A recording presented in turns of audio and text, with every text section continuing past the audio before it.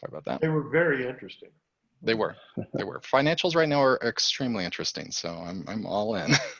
So at least. So give me just a second. It's actually hard to take notes and then try to actually do stuff. Sure, So, Scott. Okay. and also unmute my mic. So I have the spreadsheet. If I can just, I will screen share if that's helpful. Yeah. Also, I know Doug. If we're moving into business, we might as well do it. I was going to say also Doug Bishop I know can do this, and Martin if you want to try it, or others that have the information.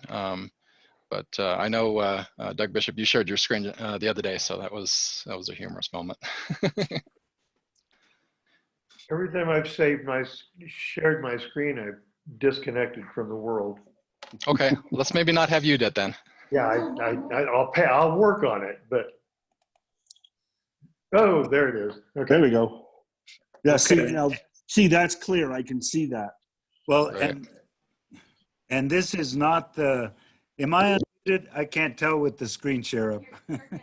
You're on, We can hear you, Doug. This Yeah. is not the separate email, which was a much simpler version, but this is what is in that email that you're referring to, Roger. Right. Is, Yeah, I can't current see stuff that at together. all on my screen, but on your screen, it's perfectly clear. Okay. So this is the Cliff Notes.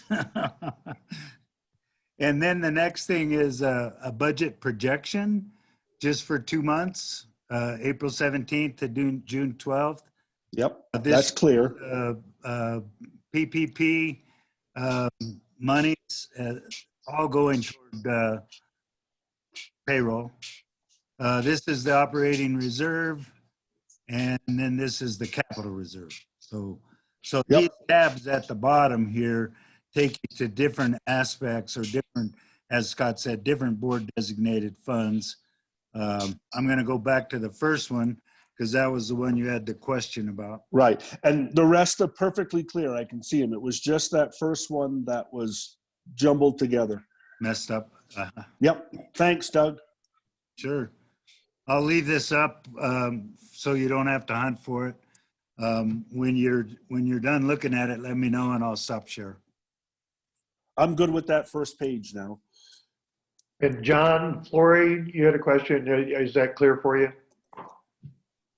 yeah, I just got a little lost on, No. yeah, I just got a little lost on what document we were looking at, but No, thanks. thank you. Yeah, this is not in the packet. This is something Scott just sent out. Yep. I think it'd be helpful. It may be more helpful if we had time to study it a little bit, but. Well, so I do actually, now that you have that up, Mr. Bishop, I do have a question. So under row 3, SBA PP, balance $215,000, April 17th through June 12th, 211, remaining 4485. So is that basically a churn rate going through that protection money? Yeah, I think it's based on payroll and health insurance premiums that will come out of the 215. We had the money in time to pay this week's payroll, and we have four more payrolls. But what I understand that to show is basically we're going to burn through that money as of June 12th. Yeah, that's right, and that's what we want to do. Okay. Spend the vast majority of that money for forgiveness purposes on payroll. So that's all the payroll expense that we can charge to that loan in one place. Okay. Thank you. I guess we're meeting on June 13th then, is that correct? I couldn't hear you. Never mind, it was a Snyder. We're reopening on June 13th, I think is what Scott Oh, was okay. saying. So, but I think, Doug, that to just recap, Doug Bishop, that was in fact what determined the amount that you were going to apply for, wasn't it? As we were trying to guess how much 3 months of payroll would be, and so thus the $220,000. Yeah, it was kind of a formula.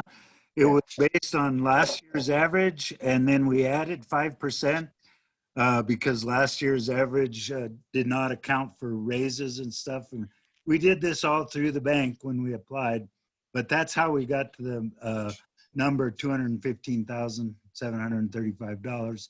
And then if we just look at what we did last payroll, the one we just finished, and multiply that, that's how we get to the 211,000. The forgiveness document that the bank said sent said 75% has to go to payroll. If we do this, we're close to spending it all on payroll. So we should be able to get the whole thing forgiven if we follow this prediction. And Well it's done. just a rough prediction. Yeah. Very good. And that also includes the health insurance, correct? Is that part of what the bank considers payroll, or the loan considers payroll? Yeah, that's the health expense or the health insurance premium we're approved to include for the amounts of this. And that figure does include health insurance premiums. If you take that out, it's $20,000 less, roughly. And once again, these are estimates. The reality will shift around slightly. And basically, this is covering what, 5 pay periods? Yeah, the one we just did and 4 more 2-week pay periods. So 8 weeks total, which is when we can apply for forgiveness. 8 weeks after we get the loan, which was the 15th, 16th. Okay. John Flory, did you have a question? I thought I saw your hand up. Oh, no question. Okay. Can we go back to the regular screen now, Doug? Hey, it looked like Hamilton had a question. Yeah, thank you, John. I was just curious if the 2 months was the maximum that we could apply for, just out of interest of how this thing works. That was the most for this go round.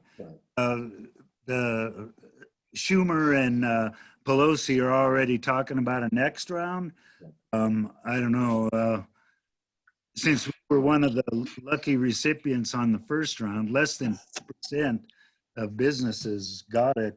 I don't know whether we should be optimistic about getting another chance on the next go round or not, or what other help might be available coming forward. But the fine print of the PPP loan was 2 months, 8 weeks. Other questions about either set of financial reports? I do like the way that was set up with the email that Scott sent out this morning. It's really self-explanatory for me, except for that first page. Yeah, thank you. Winter savings report. Any questions there? The winter savings report is, well, we talked about it actually at our last weekend meeting on page 45. Thank you. Sure. It was spent down to $100, and then we put the SBA loan into that account. Yeah, we thought having one account to track all of the PPP would make things simpler when we go to apply for loan forgiveness. And after we paid the loan for the new reservation system, we were down to $100. So that's where we put the loan. We didn't have to make a new account, and we still have clarity about how it gets spent. Questions about winter savings? Okay, the board designated funds, page 46 and 47. By my calculation, other than the endowment fund and the stewardship and monitoring and legal fund, all of the other board designated funds are somewhat over 637,000. Is that correct, Scott? That was my rough numbering.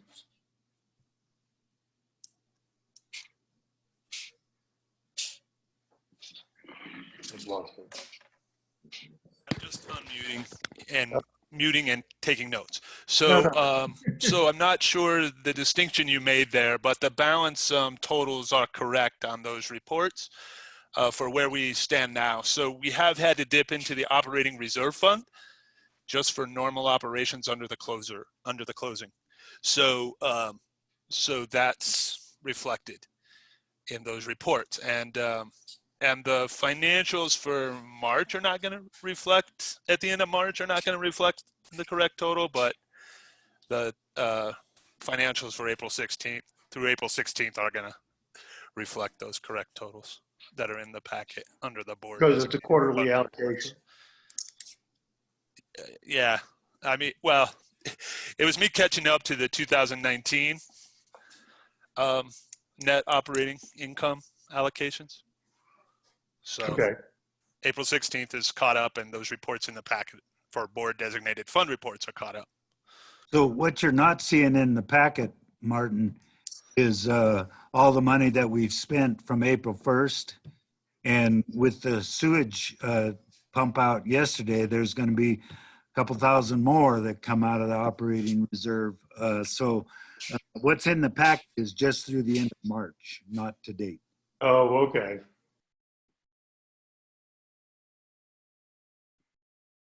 I had a question, Please. which I should know the answer to, but I don't. So the capital savings fund, what is that typically used for, or is it just essentially money that we're mostly trying to save on a good day? That's used for all the capital expenses that we have, right? That's right. Anything Okay. more than $3,000 that's depreciable, you know, projects like the produce processing shed or the septic tank for the welcome center, any of those things come out of the capital reserve instead of out of operating. So it's a separate fund. The expenses are depreciable, depreciating, and they have to meet the threshold of $3,000. Gotcha. And I see that in there. You actually talk about the ranch produce processing shed in that report. So yeah, okay, I'm sorry. Thank you. I mean, my general feeling about the financials for this board meeting is it's kind of a waste of time to go through these as we normally do, just because all bets are kind of off right now. I think concentrating on the next 2 months makes a lot of sense, and the rest of it, like, are we going to do different allocations for board designated funds or whatever, just should hold off until we get through all this this period. Yeah, I totally agree, Scott. And I don't know if this is the time to talk about that, but one thing I've been thinking about is down the road, would we as the board, depending upon how the financials continue to go, depending upon how long the closure is, would we want to be looking piecemeal at where additional money should come from the board designated funds or wherever else in the organization to maintain expenses after this this CARES Act money runs out? That's why I was mentioning the operating reserve, for example. That's a John good. Flores got his hand up here. Yeah, John, we're going to spend our operating reserve down probably quicker than we'll reopen. Maybe the fundraiser will help us out a little bit, but yeah, we're going to have to look at what accounts we tap next. The good news is we have accounts with lots of money in them for reserves. We don't want to spend them unless we have to, but we're not in an emergency situation. We don't have to take another loan to make ends meet. And we can keep track. We can pay it back over time. John Flory. Yeah, I was just going to mention the strategic ideas that Standish, you were talking about, and your concern or your ideas, Scott. We've been talking about those things at our weekly meetings as well as things Right. move forward. So I think those things can be addressed during those weekly meetings too, which we're going to talk about later on, but just an idea. I agree. Everything is changing to such an extent. There are other, circumstances that are without a doubt going to affect what we're doing. So I totally agree. I think that those are going to be discussions for us as we go through. Got it. That makes sense.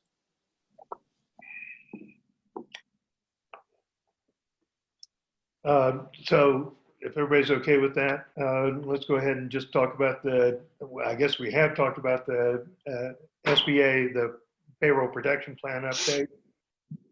Are there any other questions for Scott or Doug about that? We're on page 48. I'm sorry, yes.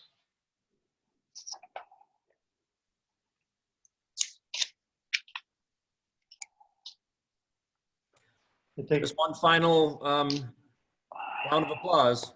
yes, truly, it's very nice. It's It so makes nice. this meeting so much better. Yeah.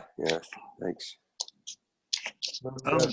I'd encourage everyone to take a look at the document I sent out from the bank regarding forgiveness of the PPP loan.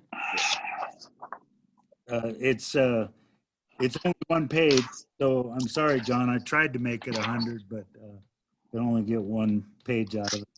It's going to give us the guidelines we need to ensure that we get forgiveness on the loan.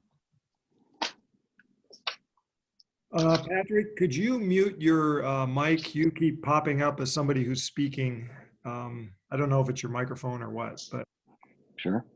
thank you. Oh, that made a difference. Thanks. So no other questions about the paycheck protection plan? Great. The electric drop, this is page 48 at the ranch. And I suppose, well, I like the history of it. I remember 6 years ago going on a field trip down at the ranch and Mike showing us where the drop, where the pivot was and where the electric drop was going to be, why the electric drop was going to be needed. And then Doug, you pointed out that you guys have been talking about this for 10 years. Questions about this? It's a total of 10K is what I'm seeing. I would actually suggest, and I think that this is kind of what we've been talking about so far. I think that those figures actually look reasonable and good, but I would honestly, personally be nervous about approving continuation of that project until we see how things pan out with the expenses at this time. Roger? Doug, this question is going to be directed to you as the executive director. And knowing what we're facing right now and our financial situation, how important to the organization is this proposal? Well, the building is there and real close to being used, but without electricity, we won't be able to use it. So there is an argument to going ahead and making this building functional for the summer. On the other hand, it's a $10,000 expense at a time when things aren't really well known. The money is in the capital reserve account. It wouldn't be coming out of operating. It doesn't endanger anything else other than other projects. So, I mean, I can go back and forth on this all day if you want me to. No. I did talk to the electrician, and he understood that with the closure, we may want to hold off, and he's okay. We're not in danger of losing our permit in just a few months like we did the first permit that we had 10 years ago. They didn't even know what I was talking about, or one person at the power company didn't know what I was talking about. The other person misled me, said, oh yeah, it's right here, but it had expired.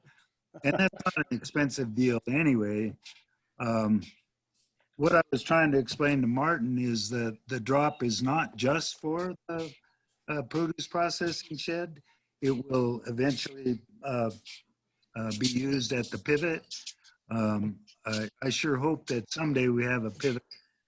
Doing flood irrigation is a lot less efficient than pivot irrigation, but it would Right. require setting everything all back up again. So if you wanted to hold off, I could understand that.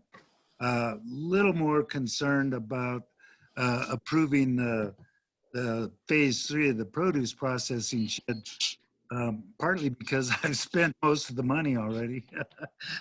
So we're not talking about more expense. We're just talking about catching up with expenses that have already happened there. I was trying to keep Mike going as long as he was able, and figured that we would eventually get approval on phase 3.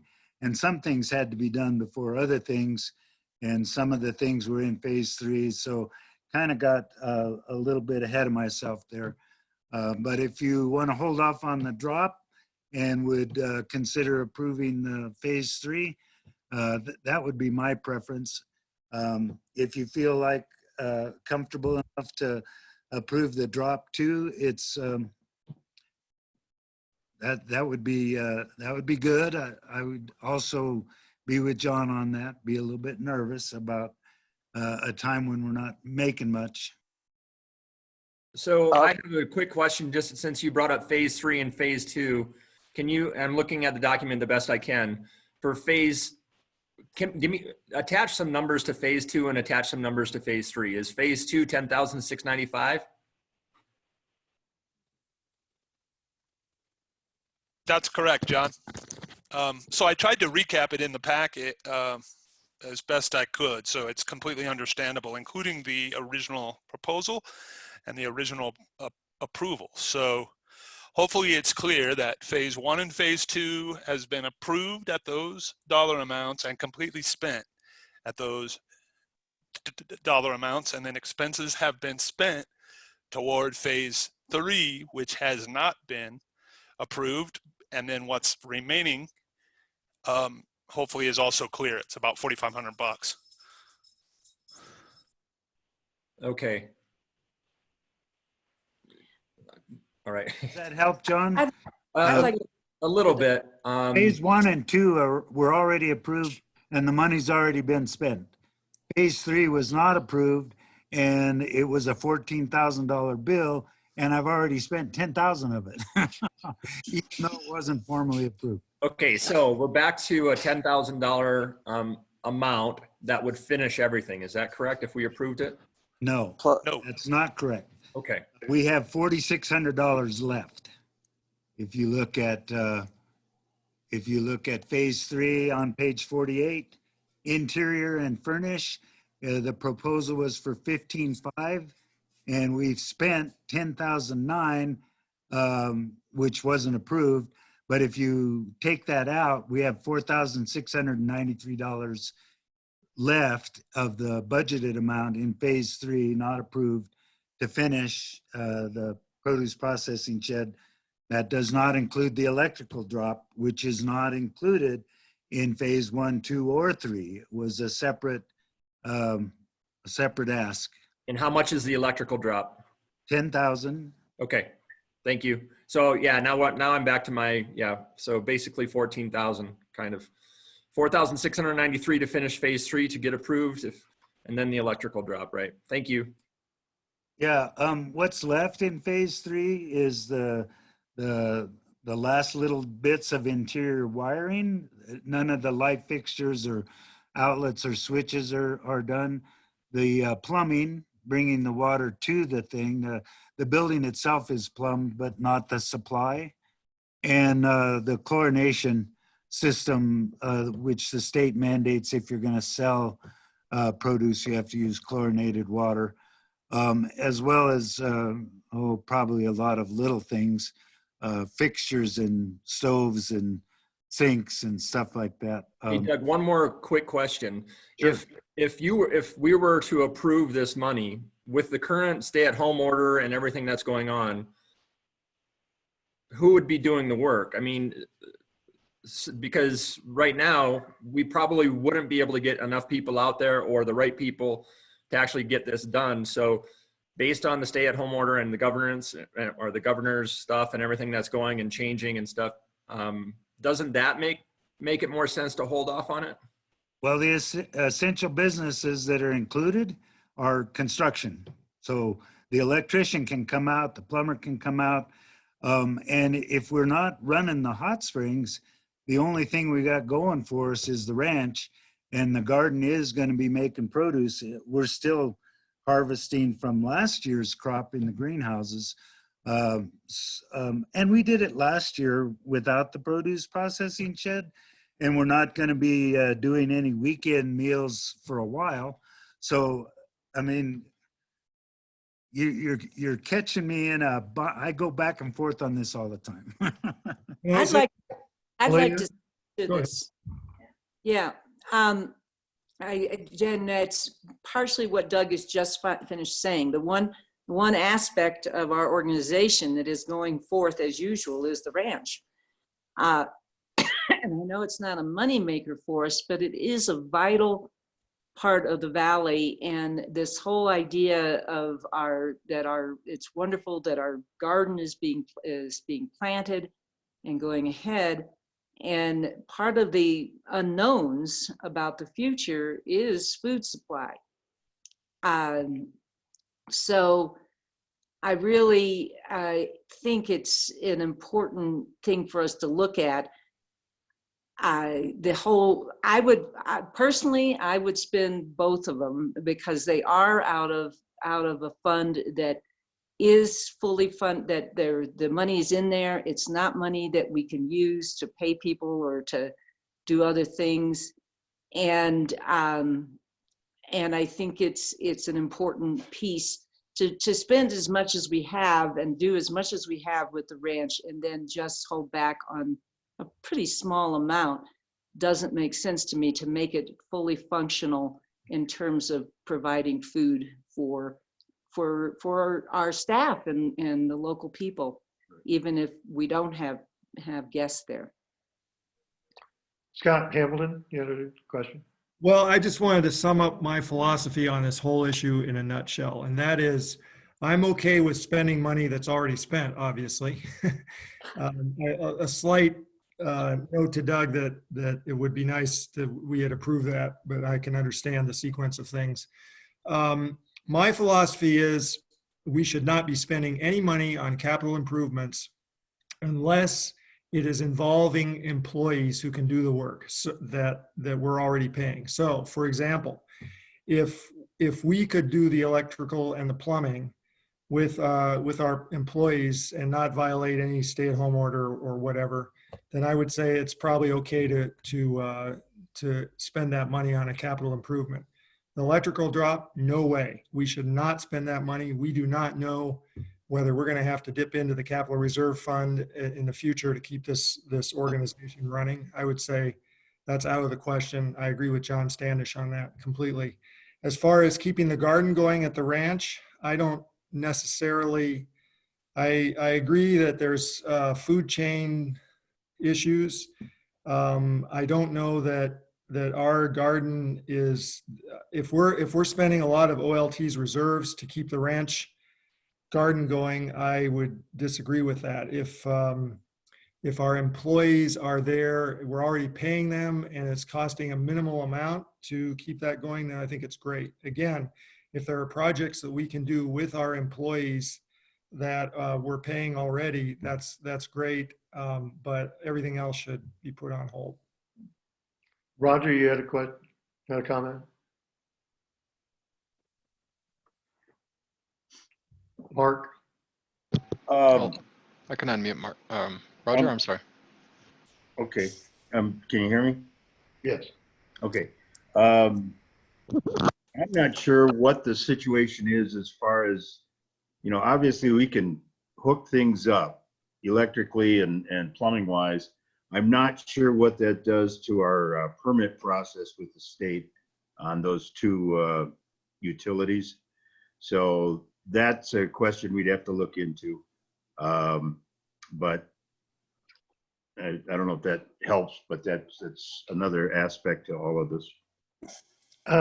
Doug, back to Scott Hamilton's question, how much of the work on the processing shed would be able to be finished by staff? Yeah, that's a good question, Doug. Well, Mark just alluded to the problem. The question we have to answer is, we have an electric permit for the electrical work with the guy. Is he going to sign off on it if we do the work? I don't know. I think we could. You know, if there wasn't a regulatory agency, I've put in outlets and switches before. And Scott Wilfong, since he's a licensed, state electrician, couldn't he be, for where we'd be authorized with the permit to be approved? Well, maybe that's Yeah, something maybe. to Yeah. talk to the contractor with. Scott Wilfong did not want to take on the project. He doesn't have a business. He had no way to do the red tape involved. And now that we've hired the guy, it's up to him what he'll sign off on, not That's good to know. Yeah, because I was wondering about that.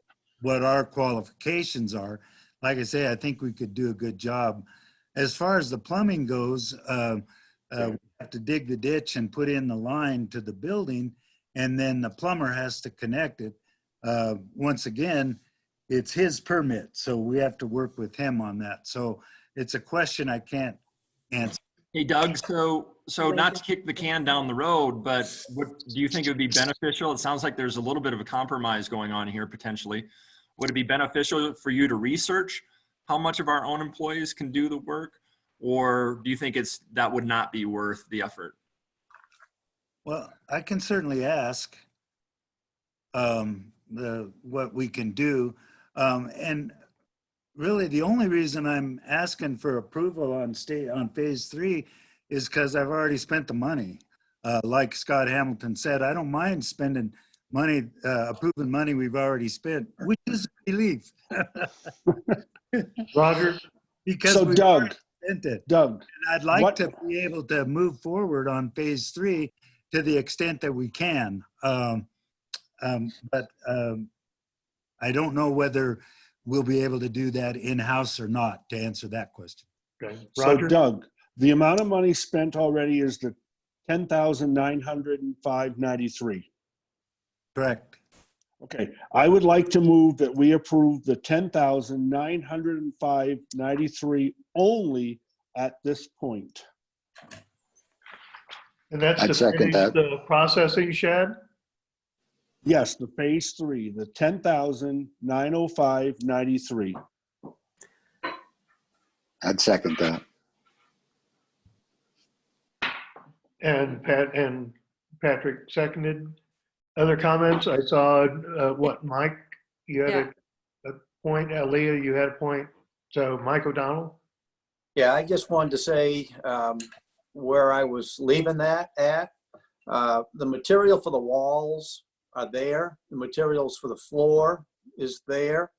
The only thing you would have to do with the floor is to rent a floor sander for, I think it's $50 a day, and just touch up where the weather been on it and cupped it a little bit.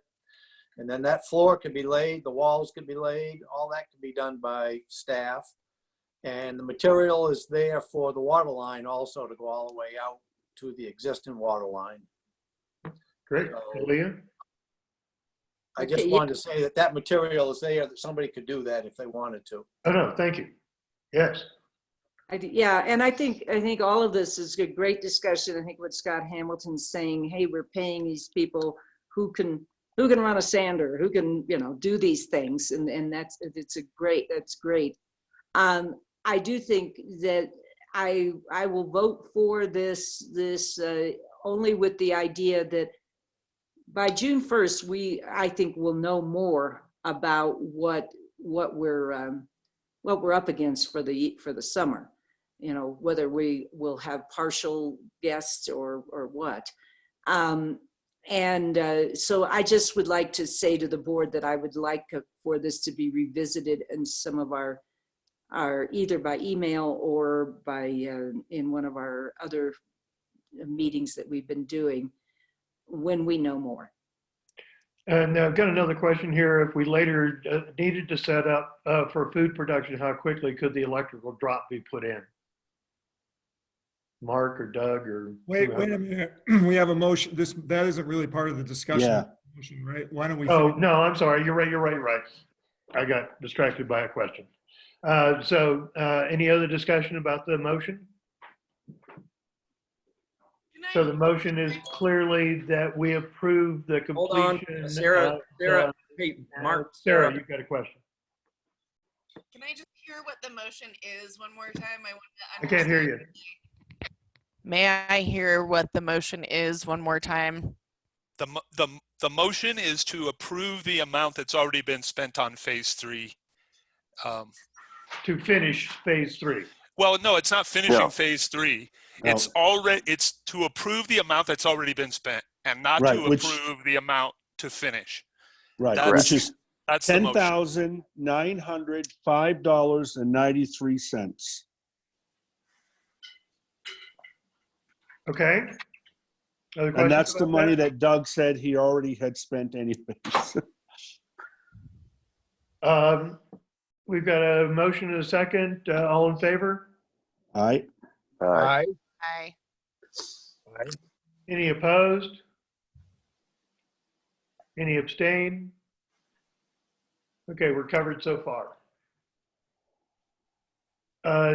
This, Do I have a this doesn't motion? move us, this doesn't move us down the road. It just makes me rest a little easier that I have to go to the woodshed on money I've already spent.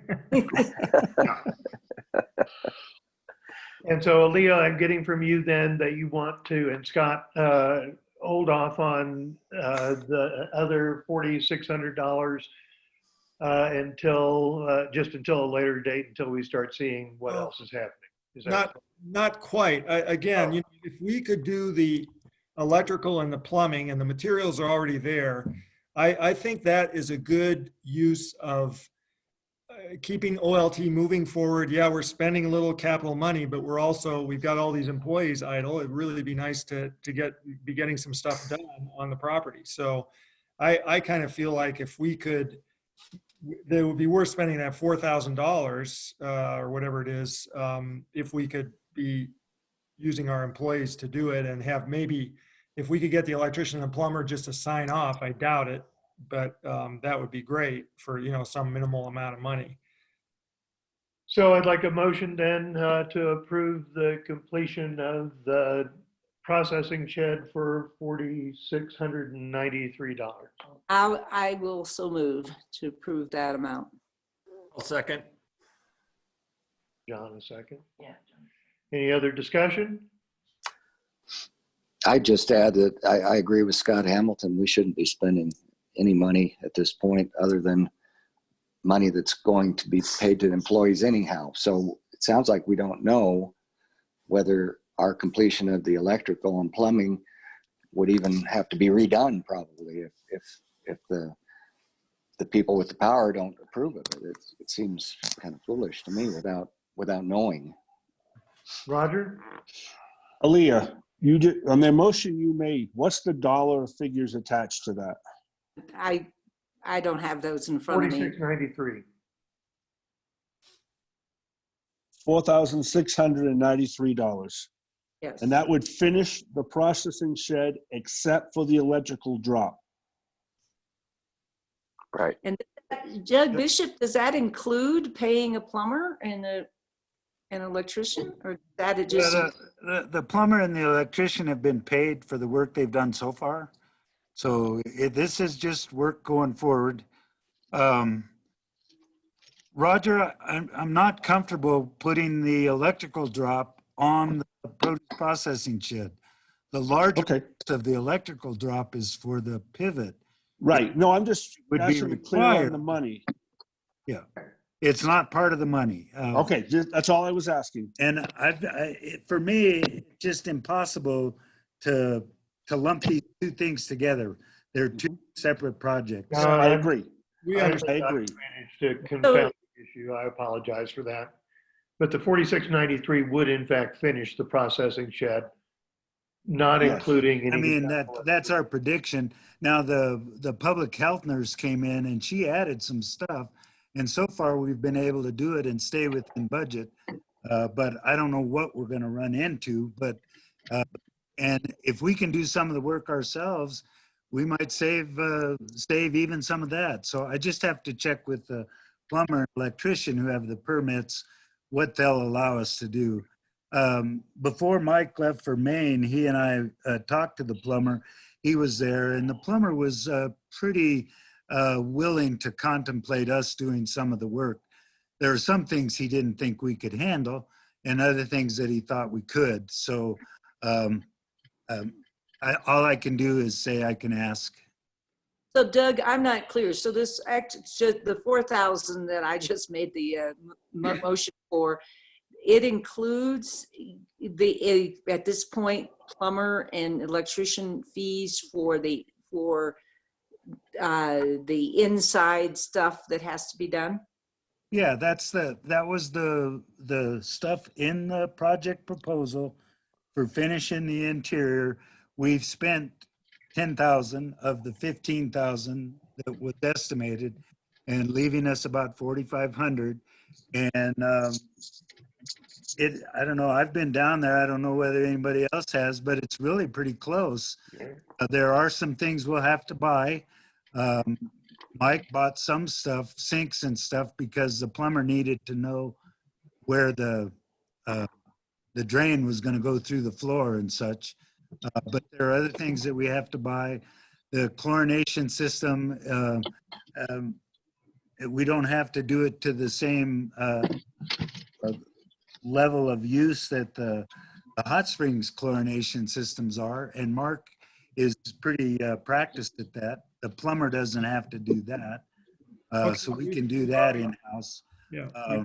It's basically the interior wiring, the interior furnishings and fixtures, the plumbing from the water line into the building, and then connecting everything up.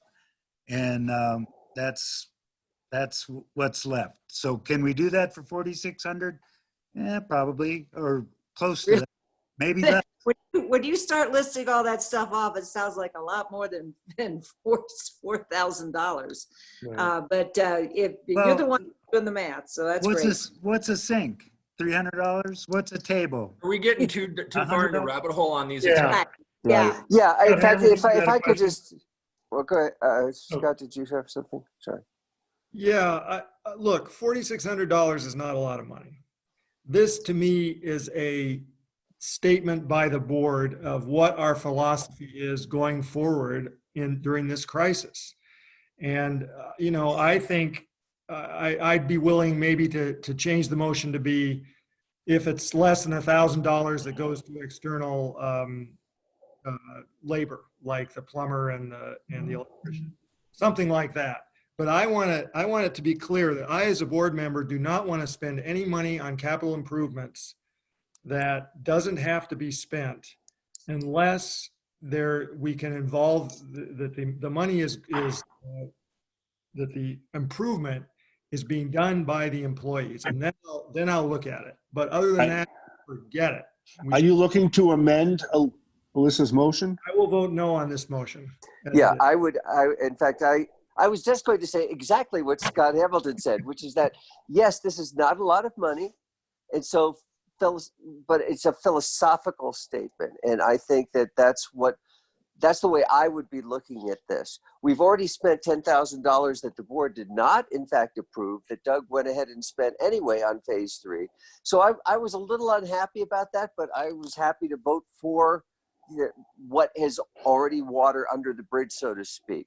But I would, in fact, vote no on this one at this point for the philosophical reason that Scott Hamilton brought up. And I totally agree with Scott's idea that, yes, if we can, whatever we don't have to spend except on employee expenses that we're spending anyway, I would be happy to vote for that, but I'm not going to vote for this proposal as is.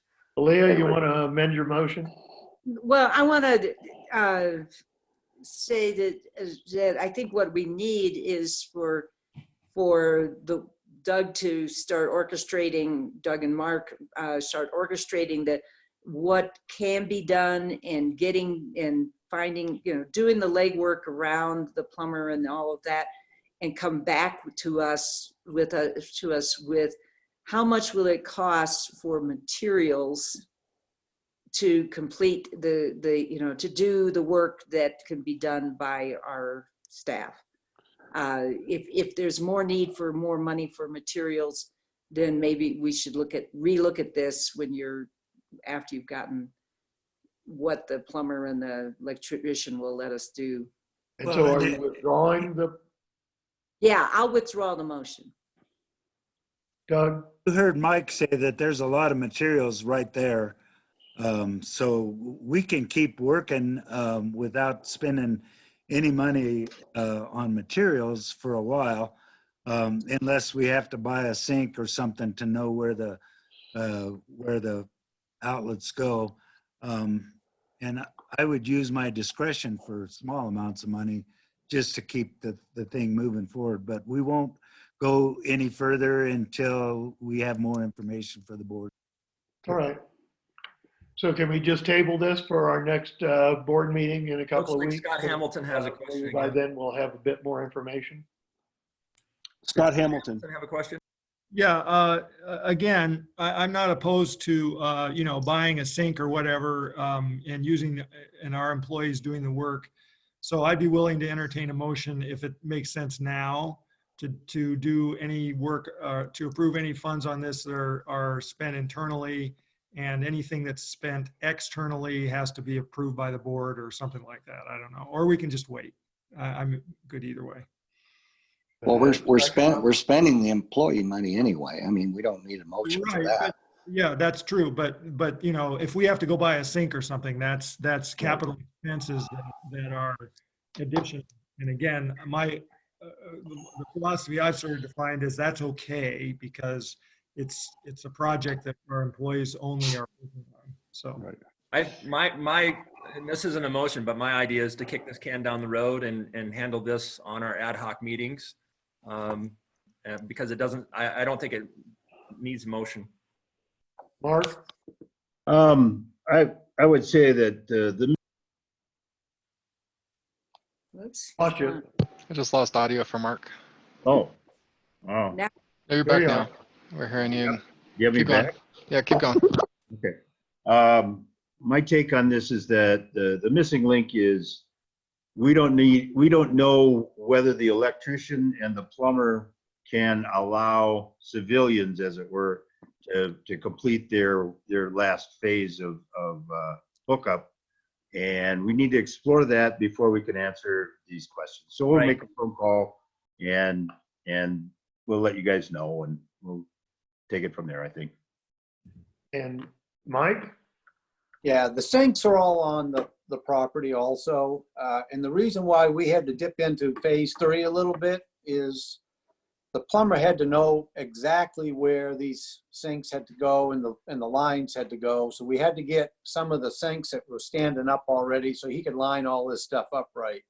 So a lot of the money that Doug spent on phase 3 was because I pushed him into it so the plumber could do his thing. All right, so that's the reason for that. Are we still paying you? What's that? No.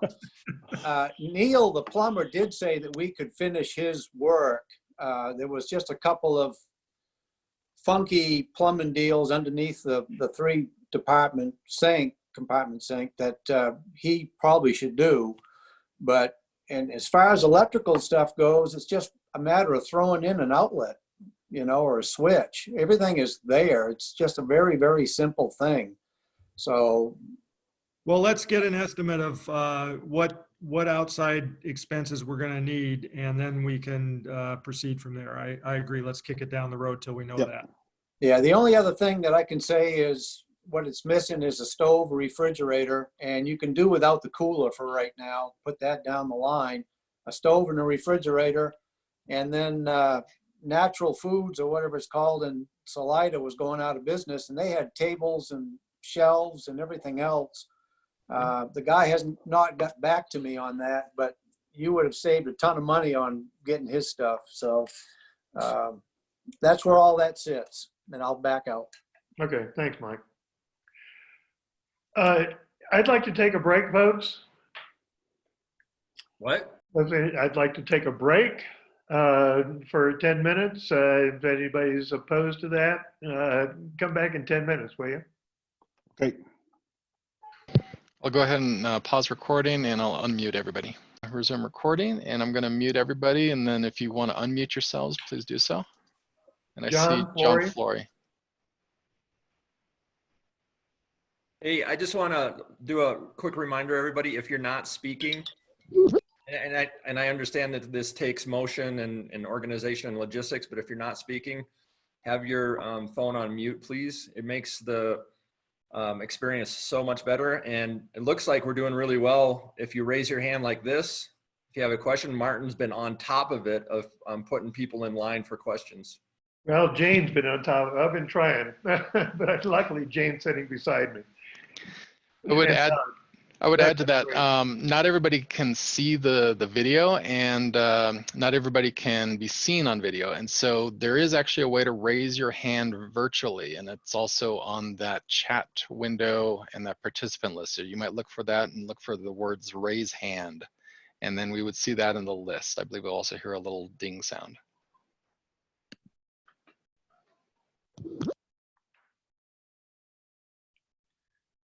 And have we got folks back? I see Aaliyah, I see Scott Hamilton, Rosie, Sarah, John. I don't see Doug, I don't see Patrick. Let me unmute folks for a second. We'll see if they can talk back to us. Steve. All right. I took off the force. Number, you're there. Yes, I'm here. Looks like Doug's back. Yeah, I had stopped the video, but I've been here. All Okay. right. How about Patrick, Steve maybe, or yeah, Patrick. there's Patrick. Just wanted to say hello to Hector. Thanks for joining us. Oh, definitely. Thanks for having me. Good to meet you, Hector. Wow. Nice that Oh you're yeah, hey, Roger, thank you, Roger. Hello to Hector and also hello to Damien. And Damien, he was Damien. here. I've Two lost gentlemen who are interviewing for board position. I don't see Damien. Is he gone? I don't see his camera, but he's here. Yeah. Oh, there he is. And Steve, are you back on? Steve Saban, are you with us? Yeah, I'm here. Yep. Okay. All right, very good. All right, so the next part of business is using operating reserve board designated funds for non-employee expense. I think this goes back to your Page? yes. It's 50? No. Yes, 50. It's just using operating reserve board designated fund for non-employee expense. I think it refers to the chart that that Scott sent out this morning. Yes? Yeah, it's just the concept is we're gonna have expenses that won't be covered under the loan and the loan forgiveness. So I just want us to be prepared for that idea and be able to get, the board made a provisional, approval, well, a time-bound approval at last Saturday's meeting that we could dip into operating reserve up to, for, in that case, it was employee expenses. We weren't sure about the loan. We don't need them for employee expenses. That'll be covered under the loan, but we likely will need to dip into operating reserve for, other expenses, other operating expenses. We're trying to minimize those expenses, of course, but there will be some. As Doug just said, we did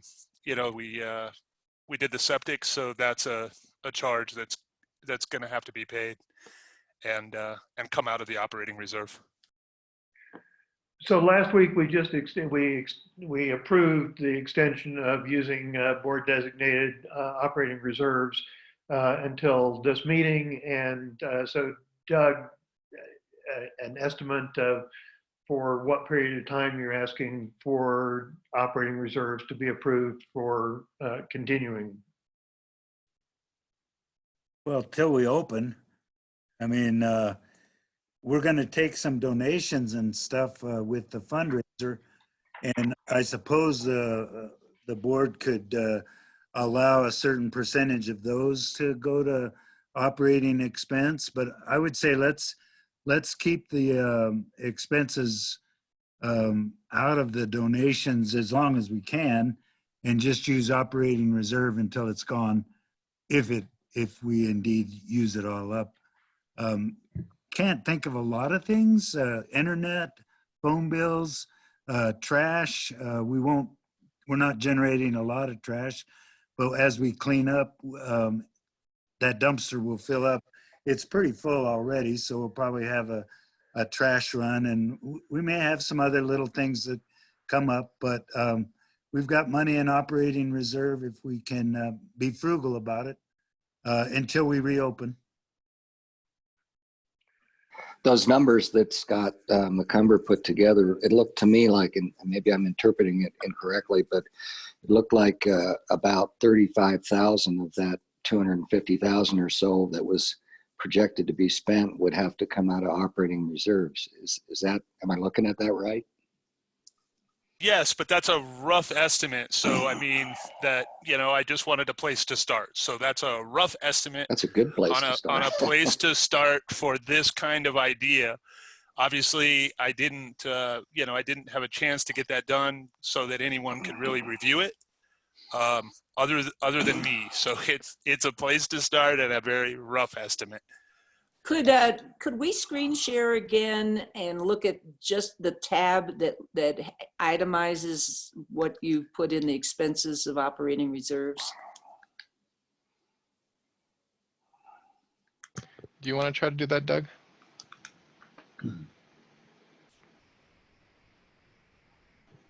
There it goes. Yeah, you're getting to it.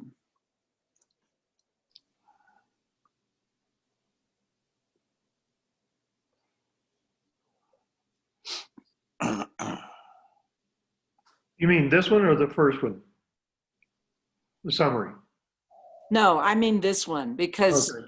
yeah, I just was wondering how, what, obviously Scott had some expenses that are ongoing expenses.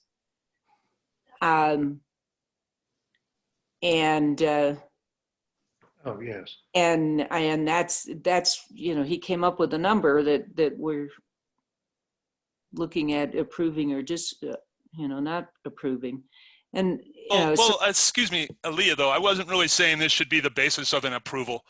I just want to stress again, this is a very rough draft place to start that we haven't vetted yet. So it's not necessarily a place for the approval until you guys look at it and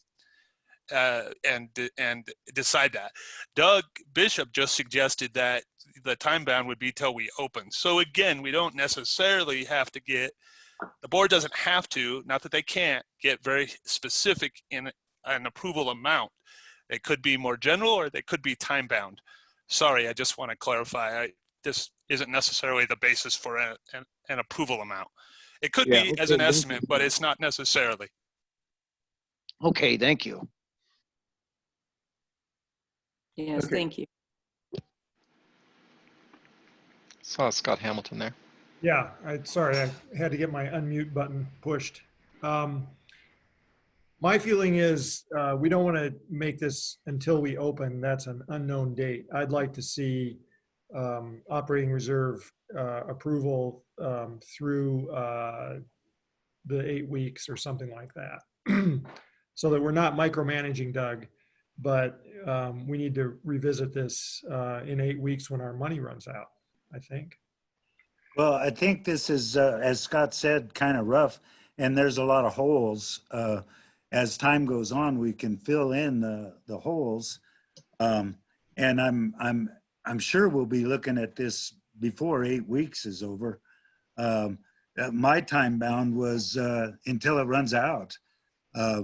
We may not run out in 8 weeks. We may only spend half of it, in which case we're golden.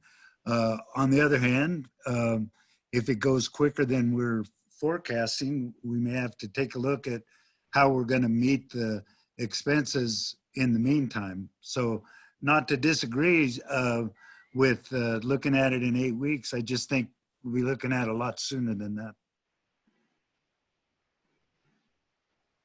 So are you asking us, Doug, to approve you using capital reserves for 4 weeks? Or, I mean, it sounded like Scott was saying maybe. No, I don't want to use capital reserves at all. Operating. It's operating reserves. Operating. And I just want to use operating to meet expenses as long as it lasts, or until we reopen, or until next Saturday when we talk again. So a motion would be for us to approve you using operating reserves, period. You know, should we have a time? And Scott was expressing a time limit on that. And if we just did the 8 weeks, then obviously if we revisit it before then, we can. Here's a thought. We don't have to bother you for $400 to get the trash picked up, or $1,000 or $1,500 for the phone bill or the internet.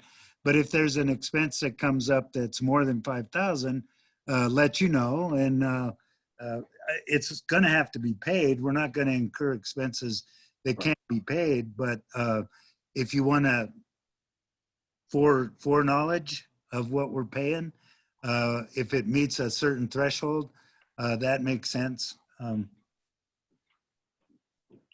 Hey, this is John. I agree with that, Doug Bishop. I think we as the board need to be careful.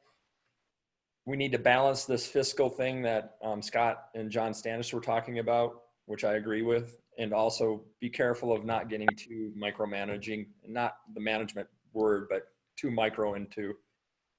So we have to have a balance. Yeah. So can I have a motion?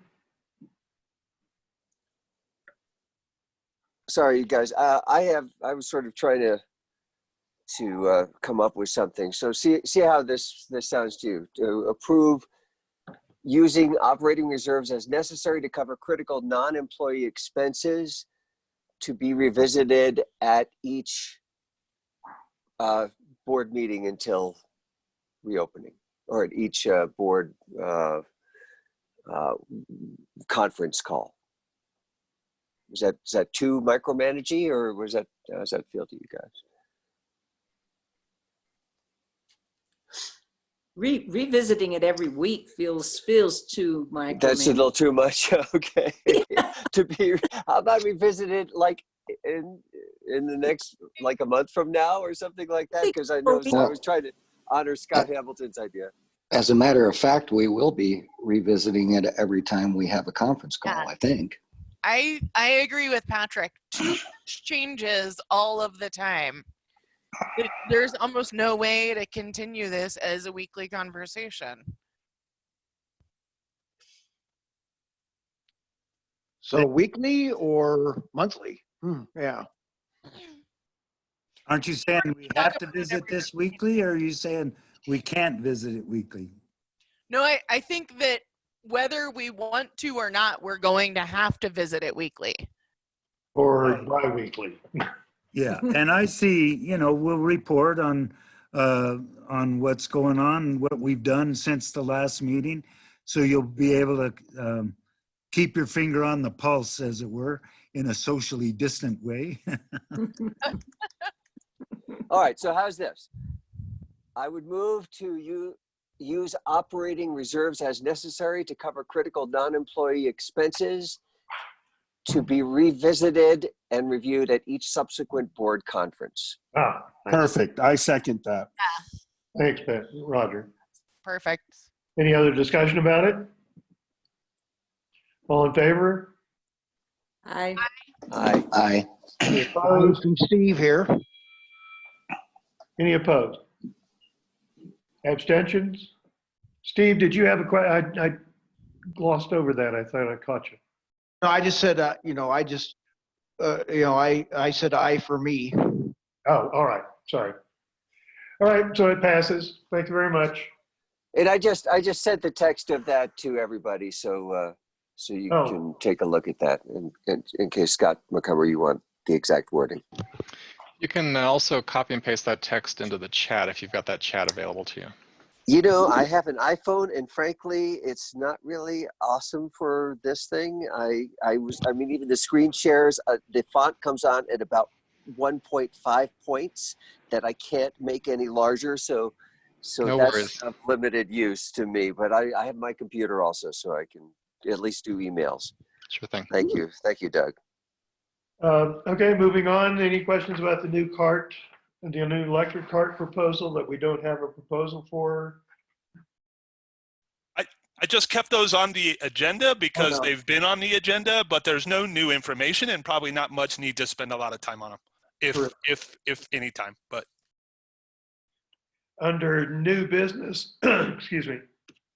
The only thing that I can think about new business, a couple of folks have discussed about having, we just talked about the next meeting, instead of weekly meetings, since we've gotten this payroll protection plan, what about then having a meeting every 2 weeks? That sounds good to me. Yeah. Anybody concerned about not doing that? So that then would set our next meeting Saturday for the 2nd of May. Yeah, in terms of dates, in terms of, our officially Colorado shut down until what, the 27th of April. So the 2nd of May, we will have a new date for shutdown, I would guess. Yeah. I think we'll be completely open by then, the entire country. Somebody's been listening to a certain news station. Yeah, John Flory? I love the idea about biweekly. Can we talk about the day? Is Saturday convenient for everybody? I don't want to go down a rabbit hole, but I would be interested in a different day, but I'm not going to push it. I just was picking Saturday because weekends of what we've been doing. Saturday or Sunday, I don't know. I know there's a lot of folks that still are working. So it doesn't make any difference to me. Anybody else got suggestion? Well, I guess I would say, if anybody has any interest in another day, speak up. Otherwise, I'll stay with Saturday, of course. John, would you have a particular day that would work better for you? Because I don't have a preference, honestly. Well, I was thinking Sunday, but I don't know if Sundays are still important for doing whatever people do on Sundays. And in fact, that kind of goes against my logic of trying to get out of Saturdays. So I don't know if I'm creating an issue. Even Wednesday works good for me, but Saturdays can still work good. Yeah, weekdays, I'm on one continuous Zoom call these days. and Friday night, Saturday night, and Sunday night are possibilities for me. All right, so can I suggest Sunday, and does anybody have issues with that? And if one person has an issue with that, then I'll be happy to stay with Saturdays. Sundays work for me. Works for me. What would be the date on the next Sunday then? May 3rd, okay. And what morning, afternoon, evening? It has to be evening for me. If we're thinking Sunday, we might be able to move it back unless Scott Hamilton still have Arizona time issues. 7 p.m. works well for me, honestly, because it's still light then, and if I'm out for a late afternoon outdoors activity necessary. So Sunday, 7 p.m. Does anybody have issues with that? I think that was a shrug from Sarah. Yeah, I mean, honestly, at this point, every single day is the same day of the week for me. So it does not matter. I apologize for laughing. It's okay. I forget what day it is as well. Matter. I really do. It just doesn't right now. Yeah. All right, folks. So Sunday, May the 3rd at 7 o'clock for our next board meeting. Yes. Yes. All Well, right. I really appreciate that, guys. That's awesome. Thank Yeah. you so much. Great. Where am I? Okay, ranch plan update. We got, I don't know if we have any. And we're on page 50, everybody. It's on page, yes. And by the way, sorry to interrupt, but I think Mike Allen just joined us. Oh, okay. Yeah, so I'm not sure. Yeah, I wanted to check. Can we unmute him and find out? Yeah. Hey, Mike, are you able to talk to us? I hope so. Can you hear me? Yeah, I just wanted to get your name written in the log here. Who's that? Okay, great. Well, thank you for letting me join today. Yeah. And it's Mike Allen. Correct. Hi, this is Martin Jolly. Hi. All right, we're normally going to have everybody mute themselves. If you can go ahead and do that, that'll be great. And then when you need to talk, you can unmute. Perfect. Okay, so ranch plan update. I think we talked about that last week as far as we are. Are there any questions about any of those policy reviews, the ranch plan, the catastrophic plan, and the committee management and oversight topics? Do we have an emergency catastrophe plan? And what I maybe But missed basically, something. that's what we had been talking about ongoing. Right. This is in fact a catastrophe. Yeah, we don't have the plan yet. The board has talked about it, and so it's just a topic at this point that I keep putting in front of the board because you guys talked about it in those original meetings on Saturday. And it's sort of like we're working through it, is what it seems to me. Yes, John. Has that been has that initiative been moved to a committee to look at, or do we need to do that, or do we want to gloss or just go over this for right now? We haven't got a committee to look into that, and that would be ideal.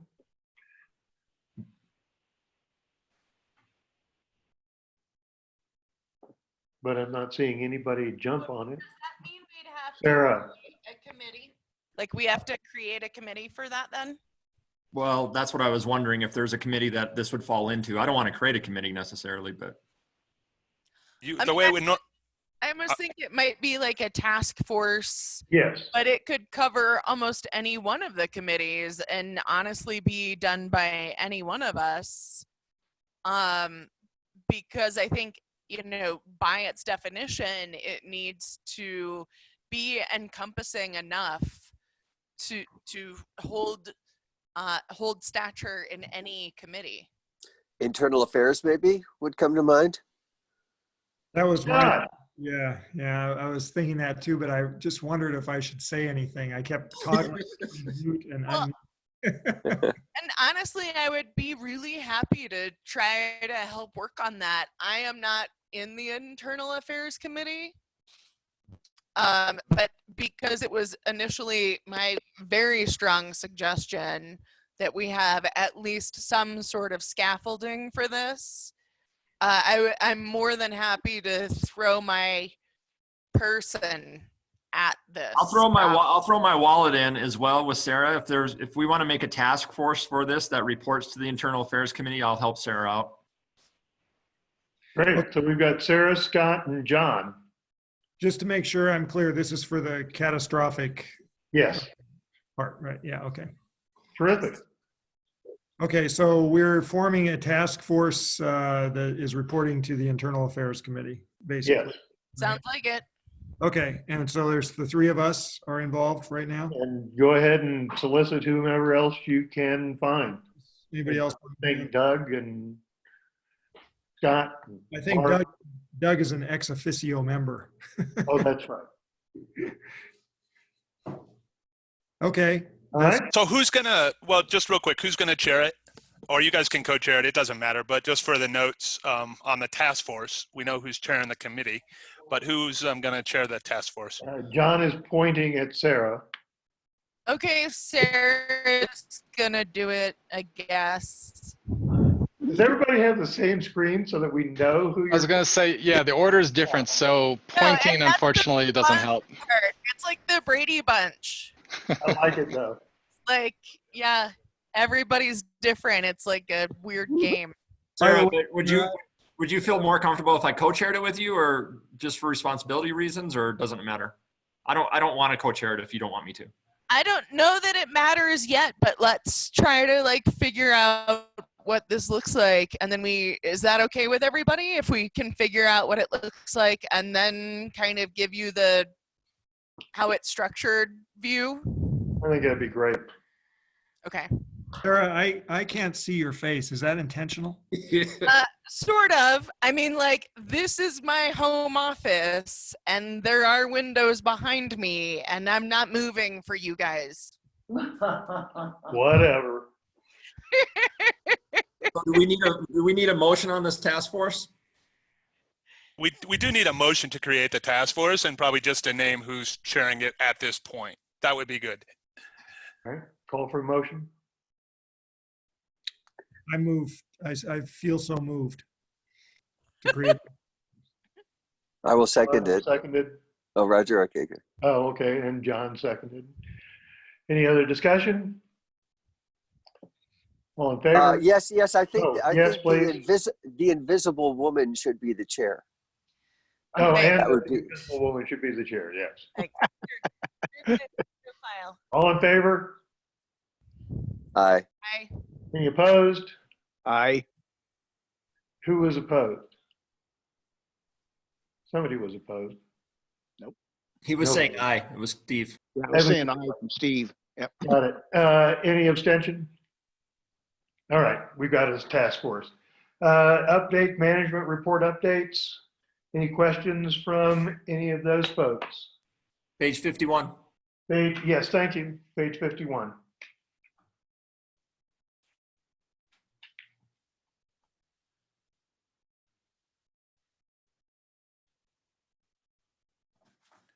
There was a question about the Polaris.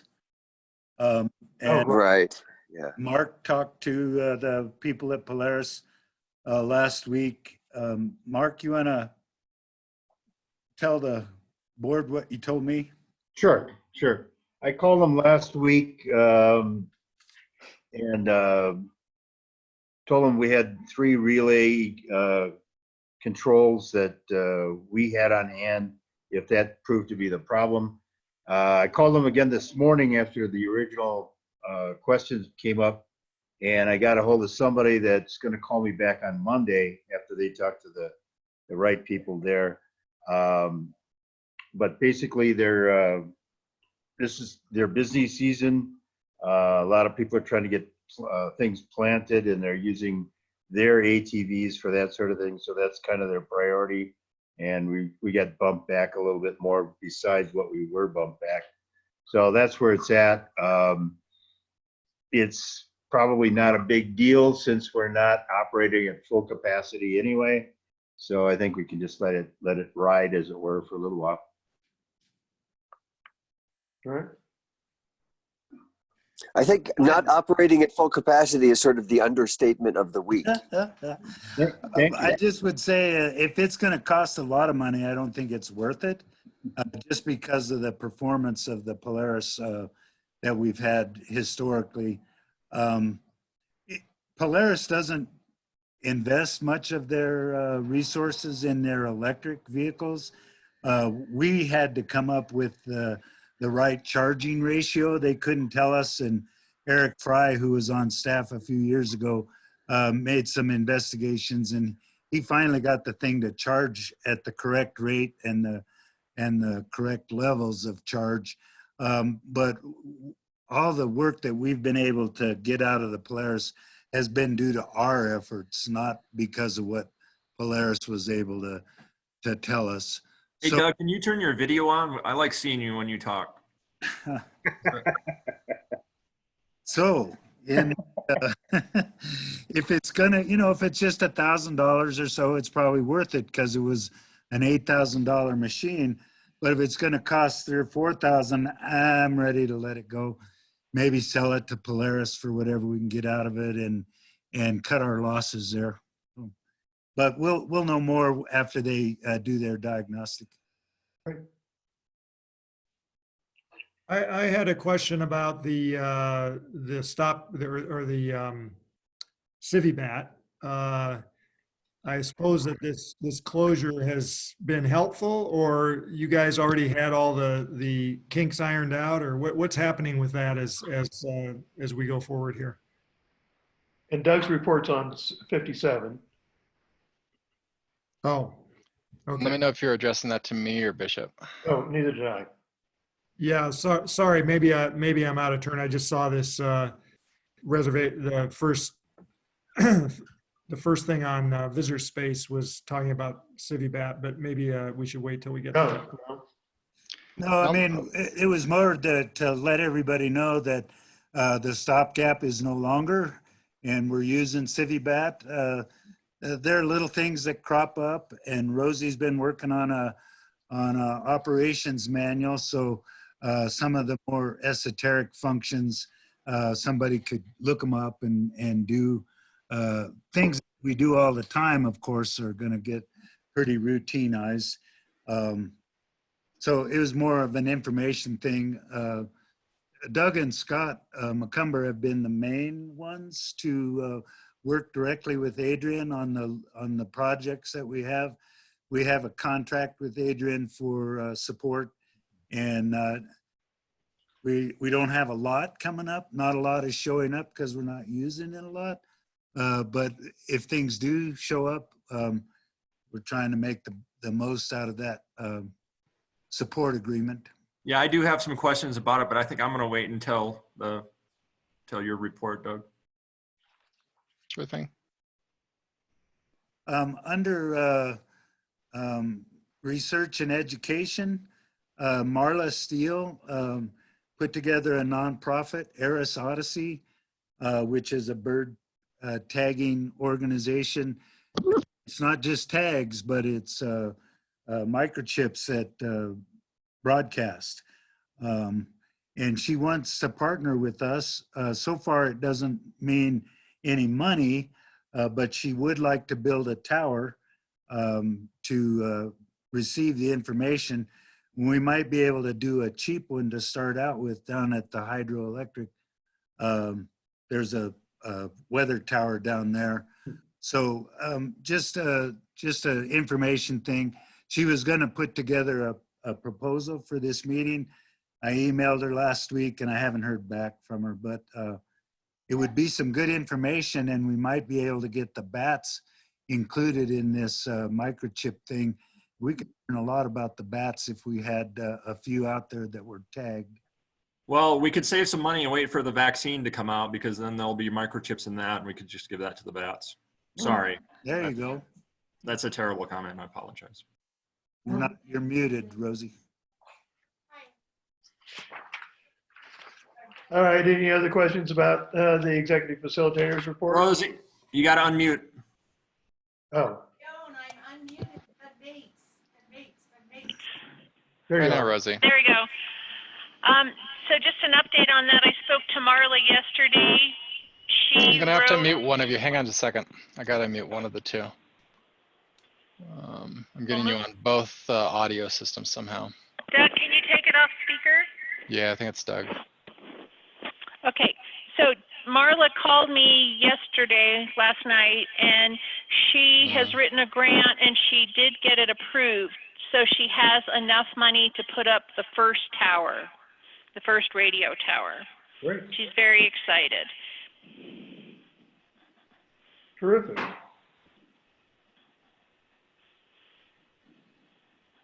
That's all. Facilities managers report. Any questions? I had a couple of comments. Go ahead. Or did somebody else want to say Please, something? John. I just did page 50.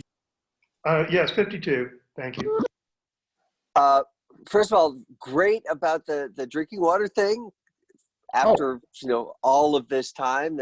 And also cool about the sunset roof thing, because we talked about last time. I did have a question about you'd mentioned something about the planning for the second powerhouse. And maybe I missed something, but I'm not familiar with that. What is that about? We were, we've been kicking this idea around for, am I on? Yeah. No. Okay, I'm Yes. on. Yeah, we got you. Yeah, we've been kicking this idea around for a number of years with, you know, what emergency backup systems do we want to have for the hydro? And we just got the spare alternator reconditioned, and it's good for probably another 20 years when we start using it. So we got the penstock pipe is stored now out of the sun. We've got kind of most of the mitigation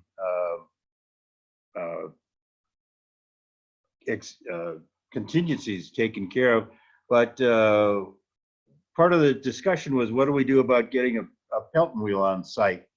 And if we were to have a Pelton wheel made, we'd have to shut the whole thing down and swap Pelton wheels, and be quite an involved operation. And we just kind of started imagining a different, you know, other possibilities for how to deal with the same problem. And we kind of came up with, why not set up in a parallel powerhouse in the same area, same locations. And then if the one that we've got going now fails, we could simply open a couple of valves and maintain our hydroelectric power in perpetuity. So that's kind of what we were doing. We're just at the numbers and exploration phase at this point. I had no proposal yet, and our intention is to generate a proposal. But then, you know, all this stuff hit, and it kind of went back down the ladder of importance. Right. Yeah. Okay. I remember that now. So yeah, that was, I think Doug even showed us copies of like a possible schematic drawing of that last time, right? Okay. That's right. Now it's all making We had a sense. sketch that showed the two buildings kind of in a parallel configuration. And Jim Melcher is on board. He thinks it's a great idea. He was the one who discouraged just buying a separate Pelton wheel and then trying to hook it up to the existing system. He said, you're going to spend weeks doing that. Why not just build a parallel plant, and then you can move back and forth as required. But as Mark said, we're not in action on that, at least not right now. Right. That makes sense. Thank you. Mm-hmm. Sure. And Roger, did you have a question? Just for the sake of asking, how's that bridge coming for that supporting of that pipe? I don't know if you can see this or not. This is how far I am at this point. The bridge over the creek.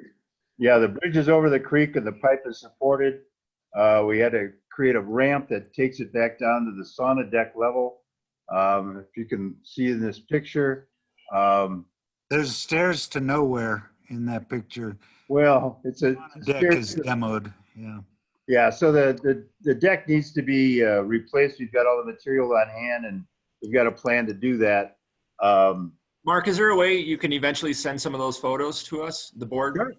Sure, I can do that. That's really cool being part of the visual. Oh, good. And Yeah, what? Thanks for that, Mark. I appreciate it. Oh, not at all. Glad to do it. It actually is. It was therapeutic for me, just to let you know. You can get stuck in your head way too much, and every once in a while you got to use your hands and coordinate that way. So it was a good project for me. I still have more to do, obviously. Hand railings are going to be similar to the ones going on the bridge to the apple tree pools. We're going to get the deck done yet. We've got a couple other projects that are up ahead. Chuck did a great job on the overhang at Sunset, and he took care of a couple other smaller projects yesterday or the day before. And so we're getting caught up on the good things you can do when there's not a lot of people around. So. And can you tell me what the sub-massage space geothermal heating is? That's a lot of words to say a heated graveled area for underneath the future yurt or teepee massage area. Oh, okay. So we've got we've got the materials for that on hand as well. Chuck's going to be dismantling the teepee probably next week, and we'll get in there, put the pipes. Well, we have an insul tarp that will go down on top of the existing pad. We'll put the pipes in there. Those will be plumbed back into a geothermal line that comes out of Rosie's cabin, and then we'll bury that grid with more road base, and probably put the teepee up for now. And when we ever get around to putting a yurt in there, that'll give a heat base to the massage area for the winter time. So, thanks. A very inexpensive improvement that should extend the usability through 4 seasons to the space there for the therapists. And did the drinking fountain and the sauna break or something? Yeah, it kept tripping a breaker. Conrad was very diligent about reporting it every time he was here, that the drinking fountain wasn't working. We tried different breakers. We tried different GFI outlets, and finally figured out it was the machine itself. So we replaced it. Okay. Other questions for Mark? oh, I have one thing I'd like to say. I wanted to, watching all of you in action this morning, there's a danger of isolation that occurs through this thing. And I just really want to say how impressed I am with how well all of you are working together, the thoughtfulness, the heart, the dedication, all of it. And I commend you. We're all handling this in stride, and you guys are a real inspiration. So there. Thanks, Mark. Yes, thanks, Mark. Thank you. And Yeah. yes, love. Sarah's doing love, and and the board has been talking about, and Scott Hamilton has mentioned this whole idea of we're paying people, how can you use them? And so I know it's sort of this catch-22. When you're working on the bridge, you can't have somebody working right beside you. And at the same time, I think the board has been clear in stating anything that is quote unquote unskilled labor that you don't have to do yourself, getting other people on the staff that are willing to work, we would really appreciate. Yeah. Okay. I'll take that into definite consideration, and I've already got some ideas along those lines going in my head. So Thanks, Mark. thank you, guys. Any questions from Rosie about the visitor services manager? And Yes. I want to know what exactly the results of this, our first attempt at asking members or people to continue their membership. We're on page 53, everybody. Geez, John, thank you. And Rosie, we can't hear a word you're saying. Doug Bates. Yeah. Doug Bates keeps muting me and I'm muting me, so I get stuck. So it's good news. I feel like I should have a drum roll here. We started on March 13th and started putting out Facebook posts, and then the External Affairs Committee did a newsletter starting a campaign. So far, including today, while I've been sitting here, I received another $1,395. So once I include that, our total is $12,735. And Rosie, just for us for especially the External Affairs Committee to know what's going on here, They, before the newsletter went out, it was about 6,000, right? It was up to April 13th, $7,985.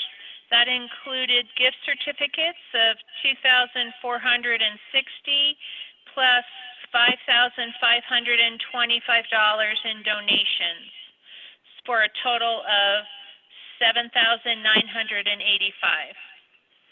So the figure you had, Aaliyah, it still took a week before we got that newsletter out. And it's just been this week. Right. And as you're saying that people are actually calling you or going online as we speak. Doug put a great button to donate. So most of the donations are coming in on the website. And so I'm getting them via email. I still talk to maybe 5 or 6 people a day. Great. Well, every little bit counts. I know if I recall correctly, during this time, our donations are around 26,000. Is that the number? Did I have that right? Let's ask Scott McCumber that. Yeah.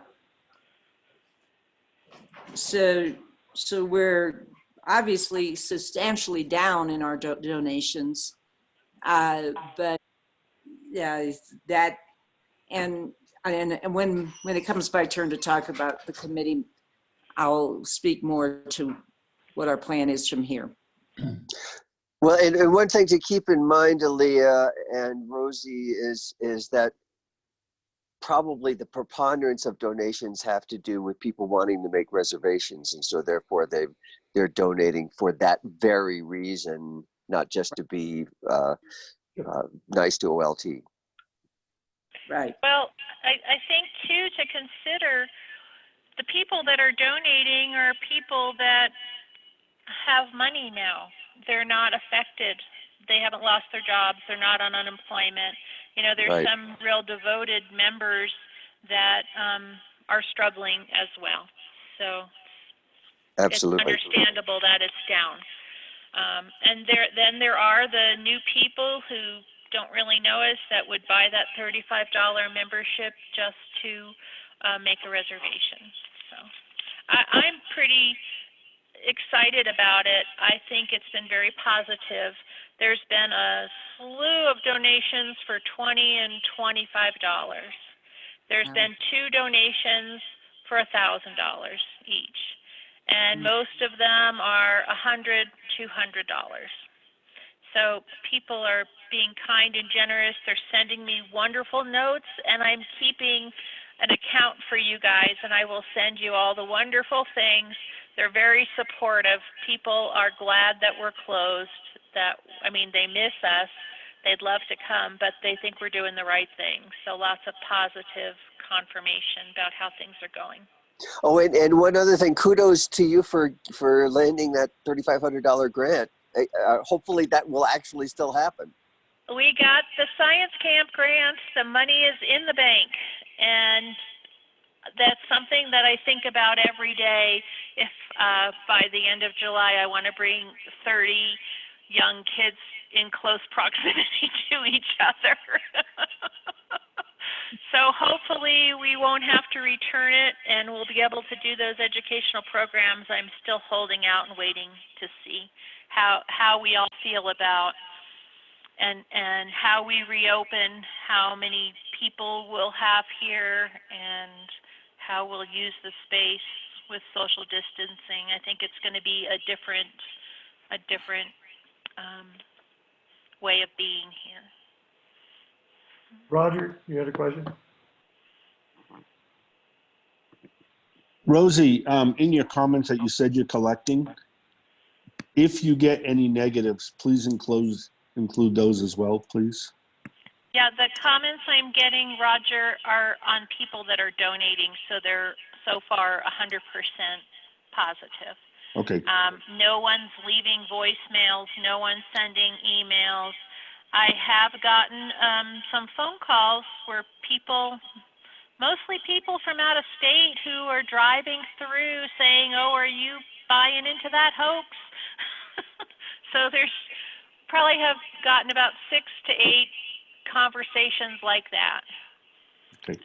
Not with people that are our members, but with just people driving through, checking us out on the internet and wanting to come. Okay. And another thing, congratulations on your knee fix replacement. Thank you. Get better. Yeah, really. Thank Yeah, you. really. It's going great. It's nice to have this quiet time where I can do my physical therapy in the pool, and things are going well. John Standish, did you have a question? No, I was just agreeing about, I'm so happy that that worked out, Rosie, about your knee. Thank you, John.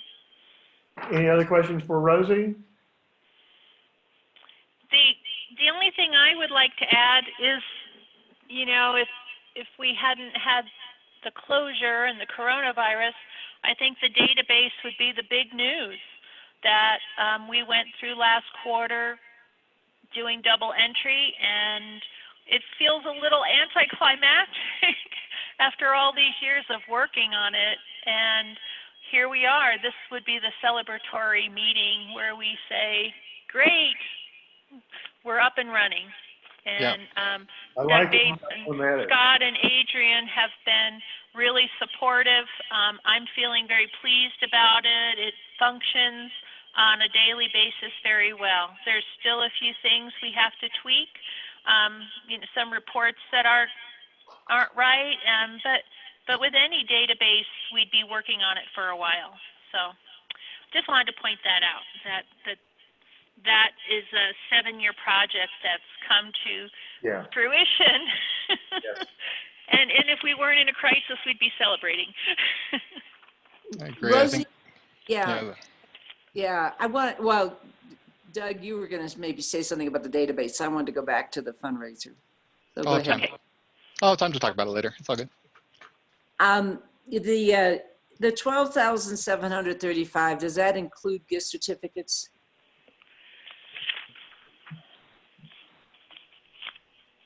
Yes.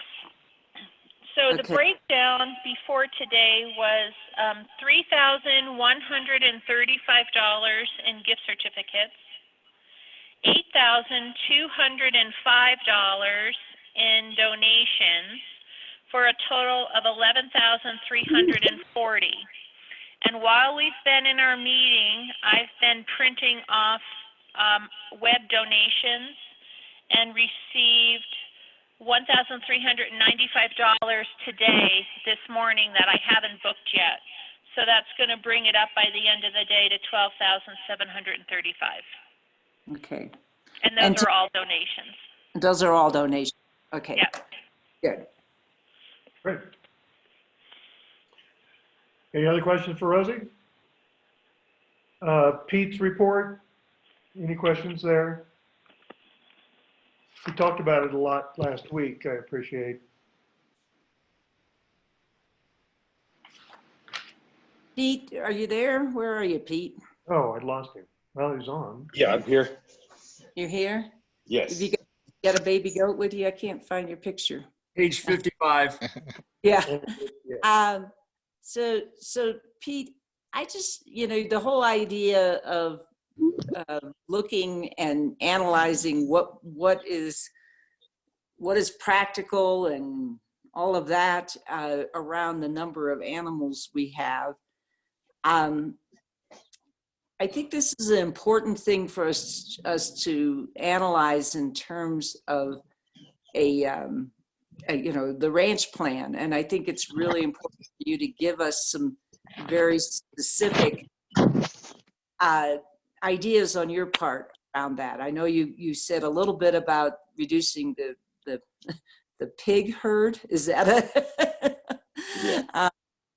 And I do think that it's not immediate, but now that you've been with us for about a year, and the cost, as you said, you don't know how Mike did it without living on the property, because animals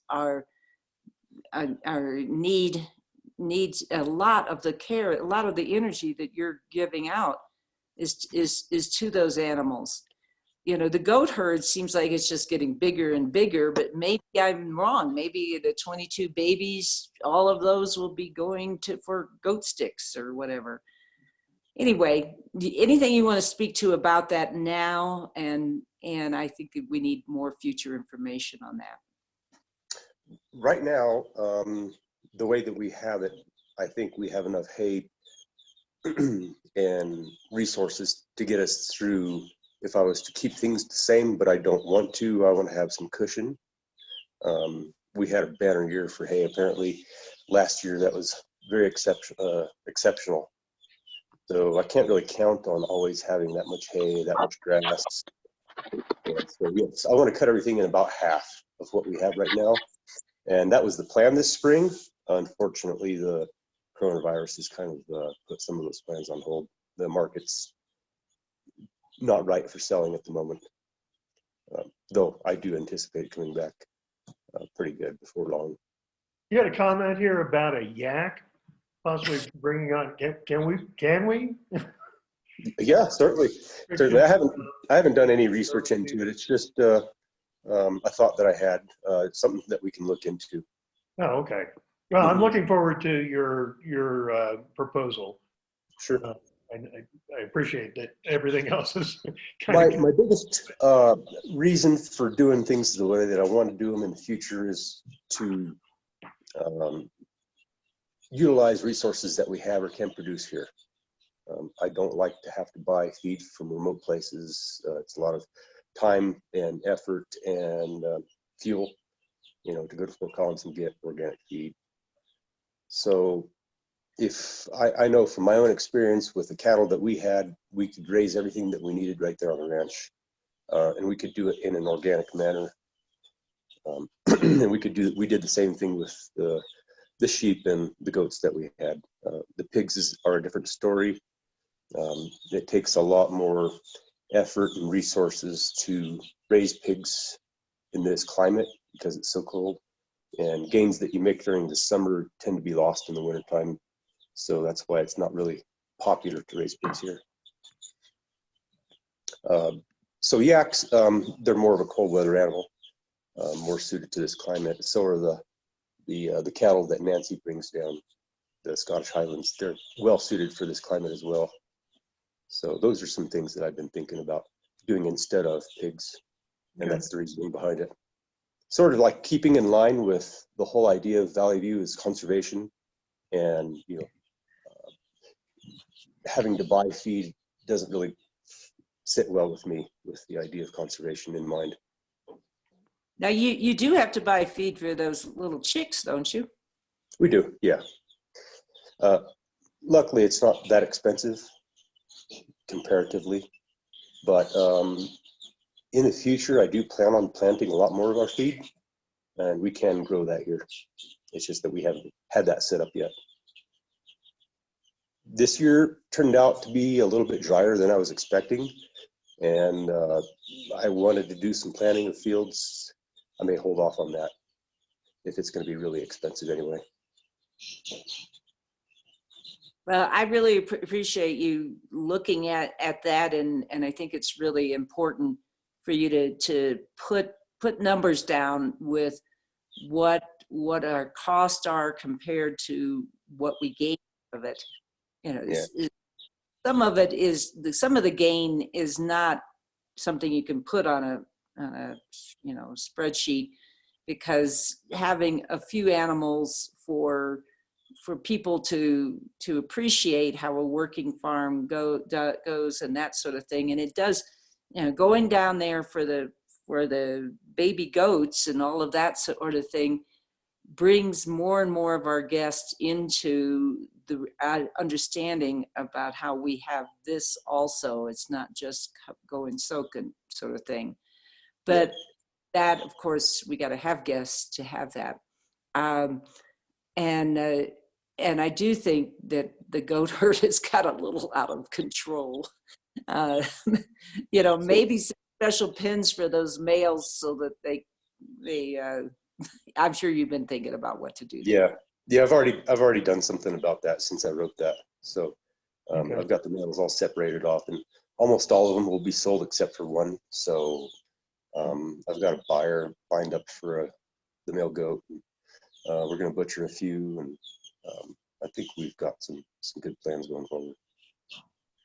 Peter, I'd like to say I really like hearing your comments about basically what the mission of this ranch was to be, which was sustainable, self-sustaining, using materials that we have or whatever. I do want to make the comment that we have to be a little careful that our biggest expense at OLT is employee expenses.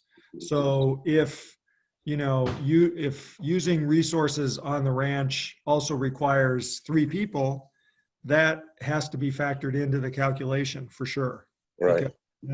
That's a huge issue, and going forward, I think I'd like to see that thought about carefully as you. If I can see numbers, because in this business I don't necessarily keep track of the numbers the way I did with my own business. So if I can regularly see numbers as to which direction we're going, how much we're spending, and whether it's better to say buy something rather than having somebody here put in a lot of labor and plan.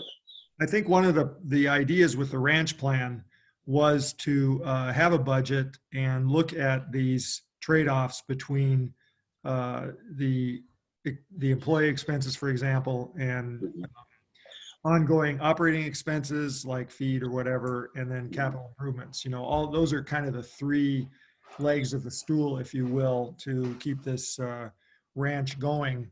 And I think one of the thoughts was, and we should be able to proceed with this even during the closure, was Scott McCumber was going to provide us with a detailed breakdown of what our expenditures had been in the past with the ranch, which isn't necessarily going to help us in the future, but at least it gives a starting point. So I'd like to suggest continuing with that.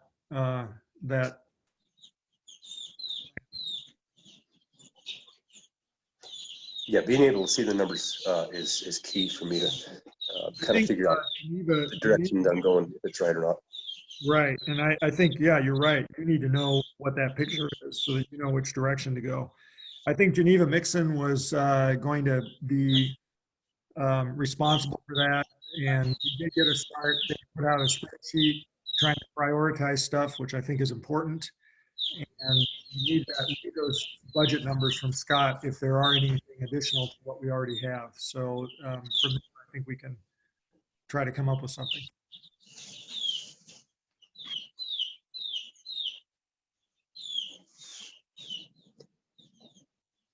Yeah, now that we got the loan, I can work on that. Okay, cool. Terrific. Back to the goat and pig population too. I feel like labor input with goats is a lot less, and success is greater, as well as profit as far as how much we can sell meat for, or how much we can sell animals for, versus pigs. Pigs are one of those things where the meat is cheap, and we put a lot of money into them. While it's nice to be able to produce our own pork, I'm not sure that they're as profitable as goats. So last year I butchered all of the goats that we had available that were big enough to butcher, and I even took some in that were a little bit too small because the demand was there for it. This year we had 22 babies, and so we can't butcher those animals this year. They'll be big enough for butchering next year. So we always have to have a constant supply of animals that are of the right size for butchering. So that's kind of the reason also to have a fairly decent herd size of mothers here. Thanks, Pete. Can I confirm that Galaxy S9 is Steve Saban? Let me unmute him real quick. Steve, is that you? Yeah, okay, just a second. All right, I'll rename you. Thanks. Okay, and Pete, before we move on, can you just go ahead and turn your camera so we can see the chick? Oh yeah, you bet. Let's see if I can. So right now I've had to put chicken wire over the pen. Oh, good Lord. Well, Can you see that? I can't see what's on the screen, so. oh, my heavens. Yeah, they're really happy. Vocal right now, as you can tell. Oh, I appreciate the interlude. Thank you. Yeah. So far, they're healthy. We've only lost a few. Great. Okay, moving on. Can we have Cherry? I don't know if you had anything to. You don't have a report for the packet, but I didn't know if you had a report. Hey, Pete, can you mute your, thank you. Can I have a full screen back?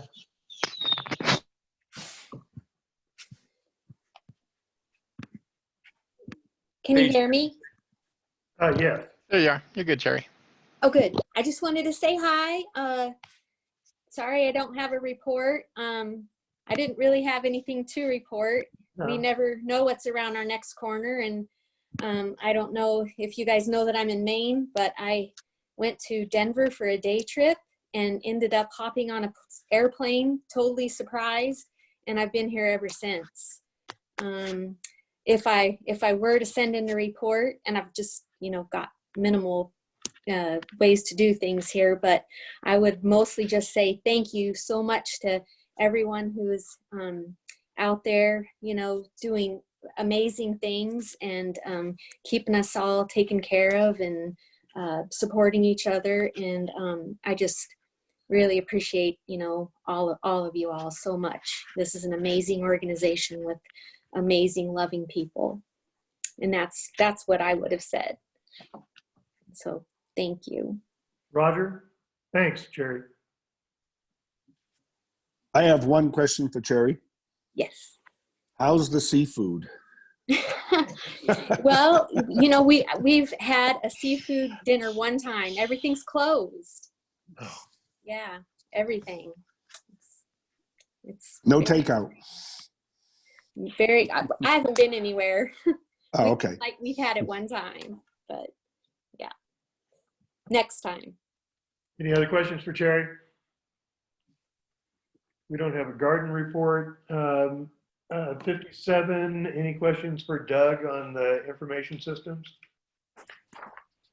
We're on page 57, right, Martin? Yes. Yep. This is Doug. I did send a video that Suzanne Roger, the interim head gardener. Oh, thanks. Sent out, and that's kind of her report. That was a couple weeks ago. Yes. It showed them in the garden and the beds and some of the produce that they've been harvesting.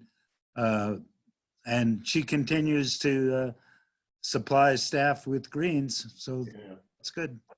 That's nice. Doug, any update from Sabina? Well, she was on the staff call this last week, Tuesday, I think. Tuesday or Wednesday, I can't remember. She's still in Germany. The quarantine, if she flies to the States, is 2 weeks, 14 days. So she's not in any hurry to spend 14 days in quarantine. She's concerned about what reopening is going to look like. And I think a lot of us are starting to think about that. But she's okay. She has a place to be and friends that she's quarantining with, and is doing pretty good, looks good, was cheerful. Good. It's good to know. So back to Doug Bates. Any questions from him? Are all these charts CiviBat stuff? No, not necessarily. These are actually the top ones from Google Analytics and the bottom ones Facebook's Analytics. Oh, okay. That's kind of interesting to take a look at. Yeah, and I would definitely repeat what Rosie was saying. I think the big story a couple of weeks ago, the big story would have been that CiviBat went so well, but things are different now. I saw John Flory. Do you have something? Yeah, I just this information might have been somewhere else, and I know how that happens, and it's frustrating sometimes. But I would like to know where I could find, or if you or Doug Bishop want to comment on what our monthly expenses are going to be and or are for support. Not any new development, but support. Have we got numbers yet, fixed numbers per month? Let's see, Scott McCumber, do you happen to have those? We had laid out some numbers and we put those in previous board packets, I know. Yeah, let me look it up from the previous board packet. Essentially, let me just give the rough draft of it. We were, well, hang on, because it's just a rough draft. We have engaged, we are still in the middle of an engagement with Adrian for tweaking development. I don't call that support. That's some of the little bit of tweaking we still need to do. So we're still in that agreement. By April, we were supposed to be on basically a support and maintenance agreement, which was of course less hours, and that is already in the budget approved. And it was less than $1,000 a month, quite a bit less, but I'm just throwing out that general number. Right. So that, so the support and maintenance is already approved in the budget. In fact, everything's already approved in the budget. And I just need to look at what the budget says about the monthly amount. But we're still, we've elongated that a little bit of development tweaking time frame because Doug Bates and myself have not had time to work with Adrian to finish that engagement. We have other priorities, obviously, under these circumstances. So that's where we're at. And I'll look up the exact number. It's in the budget. Okay, thank you. I appreciate that. And, maybe we can look at that 2 weeks from now on that Sunday. Doug Bishop, so are we using any discretionary funds right now underneath the 5,000 margin for CiviBat anymore, or? No, we're still on the budget. And as Scott said, we have kind of delayed some of the work that we expected to have done by the 1st of April, just because not using the thing doesn't reveal things that need to be fixed. And Adrian's working with us. He's available as we need him, but he's not pushing us, knowing that we're too busy to keep things in the pipeline. And then I think the support was $750 a month, 10 hours at $75 an hour. That's right. And we're not quite there yet, and we may not be. I mean, we may hate to hold up Adrian. He's been such a good partner, but if we're not using it and we don't need support, maybe we can delay some of that cost. I shouldn't be saying that because I haven't talked to him about it. My final question on it for me then will be, do you have any, based on what you've seen and how it's been working, and even though, again, we're not using it a lot right now, Doug B or Doug Bates, do you see any major feature ads that you would need to ask the board for money for? The things that I could potentially foresee would be if we need to do any kind of drastic actions around maybe adapting to new business processes because of this result. So in my mind, I've given some thought to what we might be doing with food production in the future, with a whole variety of things, and certainly a focus on fundraising that we've never had before. Like we got to hit fundraising so hard now. And there's great ways that this can plug into that. It's very much, ready to go. But some of that is definitely going to involve, engaging Adrian, and definitely the time of management for us to define what we need, how we need it to be, and so on. So that's where I would see it. There's no major problems with it. It's working. Okay. It's like Rosie described. There's little bits here and there. There's some reports that we can't produce for you right now that we'd like. There's some things that we used to be able to do that they're not working quite the same way, and we need to get them to be that way eventually. But it's just, right now, that's not my crisis. We can put that stuff off. And, Rosie, she was very gracious, and she went through and she manually put together the numbers for her report. So she did a great job with that. Okay, thank you. One of the things that we'd like to have, John, is the stats charts, you'll see they're missing from this packet. We can make them out of CityBat, but they don't look like what we were used to seeing. So we're still working on those. Yeah, and part of it might be that we just produce them and they'll be a little bit different. They'll look different, they'll feel different. But the main thing is we just want to get to the point of what it is that where you need it, and we need to prioritize around this emergency right now. So, you know, if it's something that's, you know, particularly relevant to our decision making for this, then we want to get those priorities into Adrian's hands right away. Yeah, I'd like to say that, you know, this kind of fits in with my philosophy anyway of how we're spending money. I sort of see Adrian as a capital expense with regard to this. I think it's great for you guys as staff to continue working on this. This is a perfect example of how we can utilize employees that are being paid anyway to continue to develop infrastructure for OLT. Just be cautious with using Adrian more than you have to. I think, again, he's like, you know, he's kind of like the sink. If you got to buy a sink to have staff finish a building or something, yeah, you spend the money on the sink, as long as the sink doesn't cost, you know, $10,000 or $15,000. So that's my only comment on that. Yeah, there's a lot of wisdom to that. In my reports has something of a tone of you know, batten down the hatches. And the one thing I do see is still with CityBat is, you know, I could definitely use Adrian to do more documentation. We don't know what the future will hold. Adrian's own business is very much dependent on hospitality. He does booking systems, you know, so the hospitality industry tanking will affect him, you know, just like it will us. Yeah, so will he be with us tomorrow? You know, there's a lot of possibilities. So we want to just make sure that we don't get ourselves locked into a box, that nothing's going to, you know, eliminate possibilities if we need to adjust or we need to move in different directions. But other than that, we've always been very, very minimal with our requests and trying to keep those costs to, you know, just what we absolutely got to do. So Thanks. Any other questions for Doug? Any questions for Cynthia? Oh, before we get off Please. of Doug, Sure. I was a little bit concerned. I was told by a member, and also it's true of me, I did not see an email from OLT about Aaliyah's fundraising, and I also didn't see anything about a closure. So I'm wondering if how that worked. yeah, we've been trying to assess the reception level of our newsletters.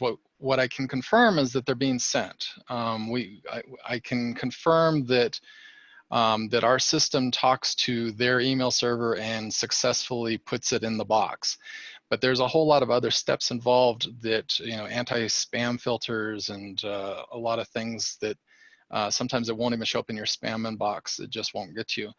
Things that somewhat are indirectly in our control. In other words, you know, if like the one thing that's really remarkable lately is one, we've moved our server from being hosted in Dallas to being hosted on site.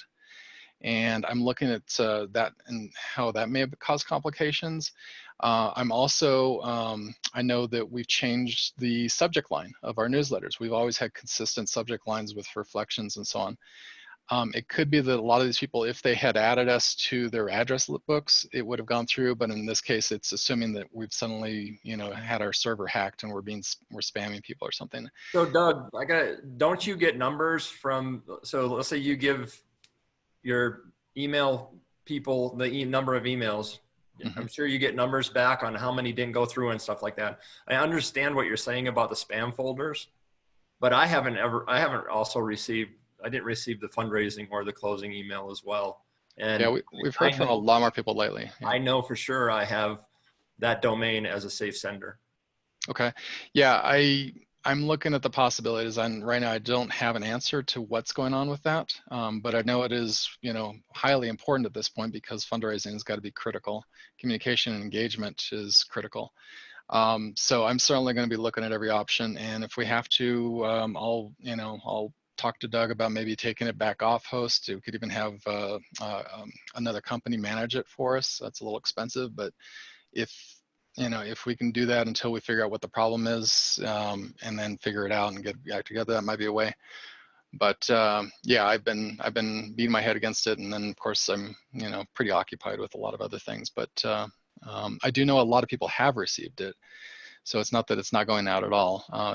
The total numbers. It's 38,000 people that it gets sent to. It takes several days. We slowed it down in an effort to try to improve that. We're hearing a lot of people aren't getting it, but we also know a lot of people are getting it and they're making the donations, but it's more than usual, or we're losing more people than we're used to. We are getting, as we're talking about this, a couple of comments on the chat from various members who are apparently listening to this board meeting about not, one said, I haven't received a newsletter since March 13th closure. And another said, I don't think I saw any fundraising email.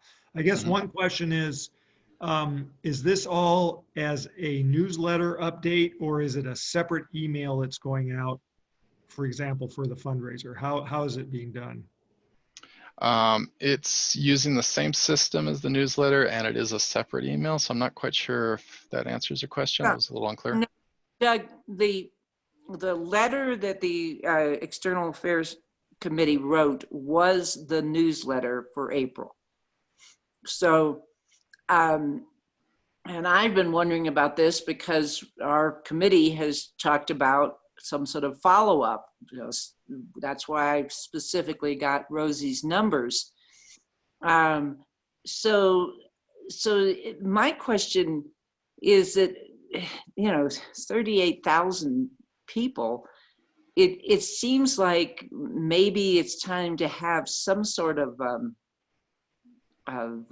identifying. I mean, when we start sending out letters to 38,000 people, that in 2 weeks from now, another letter, that's really cumbersome, it seems like. And I'm just wondering what we can do about somehow having an email list that maybe is everybody that was there in the last 4 years or something. I don't know. I'm just throwing out ideas there. Well, I don't see a problem with sending out emails to everybody on the list. There's no harm in that I know of, other than maybe there's something about Gmail or whatever that when you do a blast like that, they say it's a mass marketing thing and they flag it. I don't know about that, but I don't see a problem with that. But I do think when I see an email from OLT that's their newsletter, I kind of read it at my leisure. If there was a specific email for a fundraiser, that would be, I think, more likely to be visited. This does have a different subject line. Yeah, I tend to agree with that. I haven't gotten any recent emails. Sorry, you just said you sent it off. So this is me. I don't know if we need in motion, but my concern about this, and maybe this is too much of a micromanagement or down in the details, but right now there's a lot of people putting a lot of effort into these fundraiser emails, getting the word out and the newsletters and all this stuff. And we're moving to obviously a much more digital process, a digital execution. Do we have confidence that all that work that's being put into it is hitting all these email addresses out there? And I know, Doug Bates, you could go into a rabbit hole with tech, the techie side of it, and I don't want to necessarily do that here. I'm bringing it up as a concern because people are saying that they're not getting things, and I don't want to just necessarily say it's all in their spam folders. No, it's unless we have the data that shows that it is all going out, and it's the user that is having a problem seeing the email versus us not getting the metrics back of undeliverables and stuff like that. Okay, so this does seem to be an issue. I'm not sure that we can decide anything at this point. I'd like for Doug Bates to take a look at that, and Leah, if you can follow through with that, and if we can go ahead and move on. Could I add one more thing, Martin? Just to mention what Aaliyah said about lightening the email list. I have received contributions from guests or members who haven't been members for a long time. I had one person who hadn't been here for 8 years, hadn't donated. So just I don't know that we want to shorten it to 4 years or 5 years. And I have had other people calling me that also have not. So members who haven't received it all of a sudden felt like they got dropped off. So I think it is definitely something to look at. Okay. Yeah, I agree. Yeah, we can definitely look into it more. There are also ways to do more tracking of who's receiving those and things, so we can improve in that area. I suspect that something is changed in recent times, so I want to definitely put some energy into this. And go ahead. Another organization I'm part of, the feedback we've gotten is that some people don't get anything coming from Gmail. I have a hard time blaming that because there's a lot of campaigns, but we can talk about that more in person. If you can show me the examples, I'd be interested. Yeah, I'd like to go ahead and move on past this. Yep. Just a quick one, Eddie. I do want to take another break. We've got a few more things to do. I appreciate the fact that we're running over a bit. Just if anybody's got questions for Cynthia about her body work massage report. Page 60. I'm here, guys. Page 60, yes, thank you. Hi, Cynthia. Hey.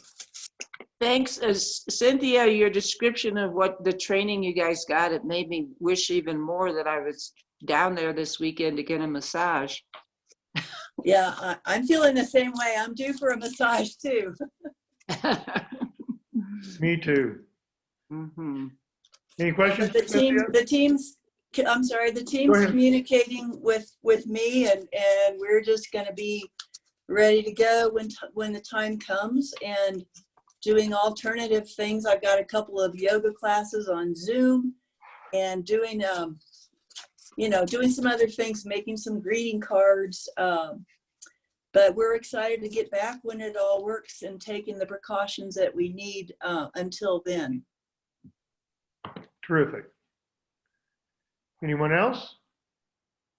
So you just got a thumbs up from Sarah, from me. More people.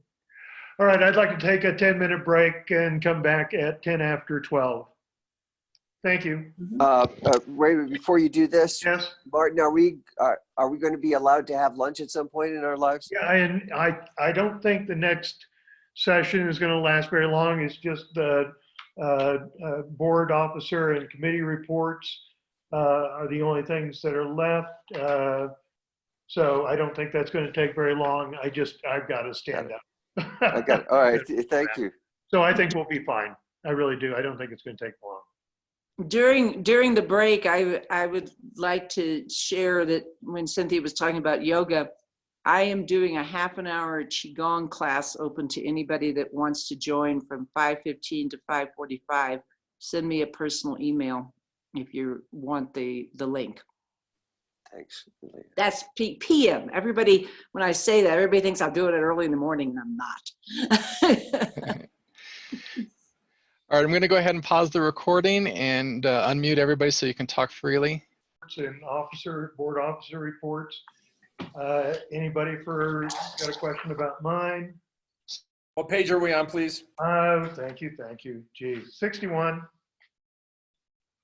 And I will mention, it looks like 3 fewer people are here, but we shouldn't necessarily stop. But we've got the board.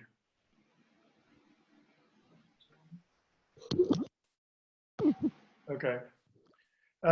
Any questions for Patrick on the treasurer's report?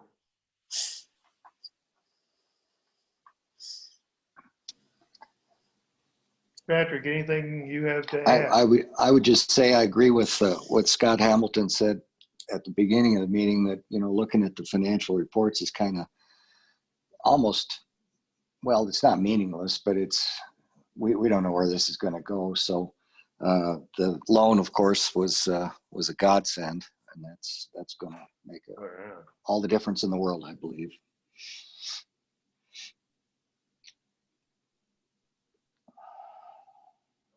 Anything else for Patrick? Governance committee? Oh, go ahead. I was just going to say, yeah, you can lose the chick at this point, as cute as he is. Yeah, sorry, I forgot.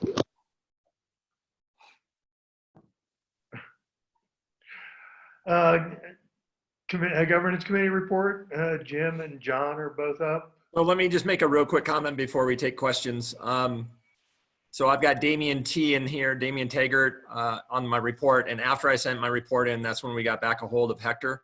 So Damian and Hector are two possible applicants. And then I will loop back with Michael Allen as well, because I heard John talking about him today. So Michael, if you're hearing this, I will loop back with you and talk with you about that too. So we're going to have a interview process on May 6th, which Jim Manley just sent out an email to the governance committee today to confirm that. And Damian and Hector have already confirmed that they're available.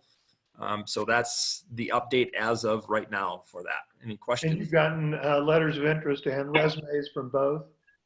We do. Okay. Yep.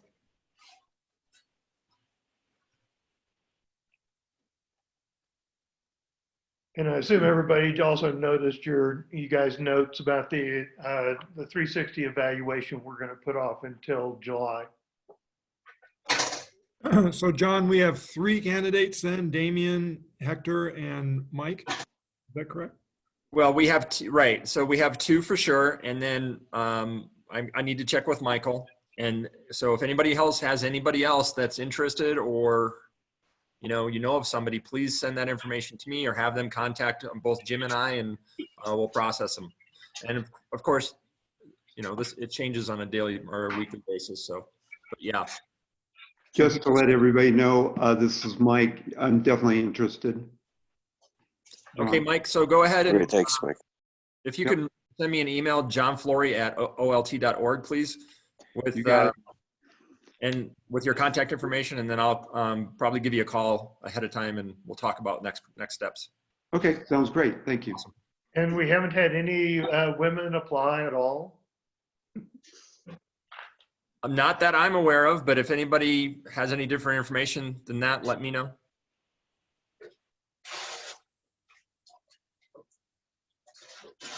It would be nice, wouldn't it?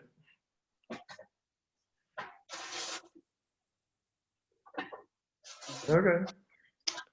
Internal Affairs Committee, Scott, anything in particular? No, I think this task force is going to be front and center, and everything else is kind of on at this point. Good. Aaliyah, you said you had some comments about the External Affairs Committee? Yeah, I did send a report in. I guess it got lost in the shuffle. I saw it in an email. I sent it to email. I sent it to Scott via email, but I didn't send it to everybody else, and so I can do that. Okay. But it was only about 3 or 4 lines long, basically saying that the External Affairs Committee has met twice since the shutdown, and we really have a very active committee, and some people that are have stepped forward that are not board members. We've got the board and the staff involvement, but we've really expanded beyond that in this last year, and I'm really pleased with that. Our tentative plan is that we are going to meet again this Wednesday, that's for sure, and that we are looking at a follow-up letter reporting how and the logistics of that, so the feedback we've gotten from people about that. And it's wonderful. I mean, Rosie just posted, we got another $1,000 donation.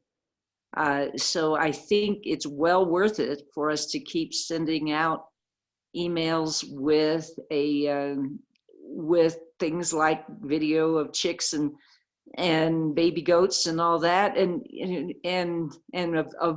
of the ponds of spring at Valley View that we're missing. Anyway, that's what we're doing, and Doug Bates is working with us, and Doug Bishop and Rosie. Thank you so much for all of you being part of that. Any questions? Any suggestions? Ideas, I'm of course open to. I don't know if this is the time in sending ideas on in email also. Anybody have anything else to say about it? Questions about it? I'll make one quick comment, just referring back to those charts in my report is somewhat relevant to this. So our website isn't designed to have social engagement and interaction, and something that we've never prioritized, but we might want to think about when we do a redesign of the website, definitely trying to make it more interactive so that we have something that isn't strictly tied to the logistics of, visiting and, explaining to a friend perhaps what to expect when they come, but is actually more interactive. And that's worth debate. But you'll see Facebook was unaffected by this. It's a smaller group of people, it's more intimate. But our Facebook posts, if we post chicks and stuff on there, they're going to be seen. When we post stuff to the website, it's very likely they may not be seen because people aren't calling for the reservations and such. Thanks. Conservation report, any questions from Roger? He had sent that report out earlier. John's got a hand up. Oh, sorry. Yes, thanks. Hey, before we move on to that, I'm sorry, I messed up. I didn't ask Jim Manley from a GC perspective if he had any comments. I don't know if that's thanks. appropriate. I didn't either. I don't want to leave him out. Yeah, I just unmuted him here. Oh, that's okay. I'm trying to catch up on a bunch of stuff here. And John, good job with sharing everything. I just wanted to add that we have tried numerous ways to recruit different people. I've contacted folks, and including Scott's wife, and trying to get a female to apply, but we have not had any luck with that at all. What's Julie doing? She's doing her 21-day fix right now, so she's grunting in the other room. But I'll ask her if she would be interested in putting in a resume. And I just want to give kudos to Jim Manley because along with a couple other people on the board, even though he's not on the board, he's been a huge mentor to me behind the scenes, and I can't say enough about my experience with Mr. Manley. So I appreciate it, Jim. Thank you. He's a good guy. Yes. Yay. Yeah, all of Okay, you so- are awesome. Thank you. So any questions for Roger about the Conservation Committee?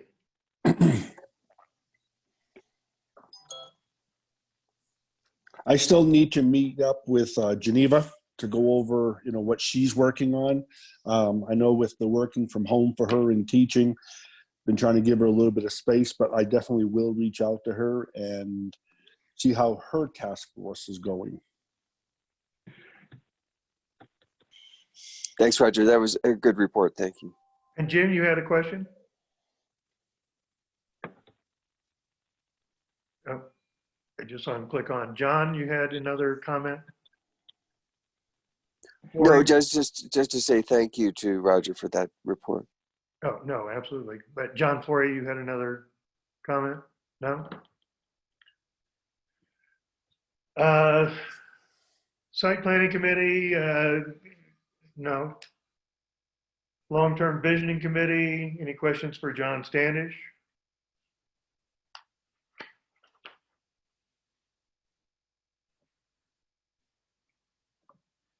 You've got another meeting planned, yeah, John? Standish? Yeah, I hope sometime in this next quarter before July that we'll Yeah, I just be able to thought get you that had together. said something earlier about setting up another one. Right, but we haven't done that yet specifically, but we will probably. And specifically using the newly approved strategic plan to give some other direction. Kind of starting with that, but also there's some historical documents from the last, before it was even a committee, the long-term visioning task force that I'd like to kind of pull together and then kind of take it from there in terms of ideas.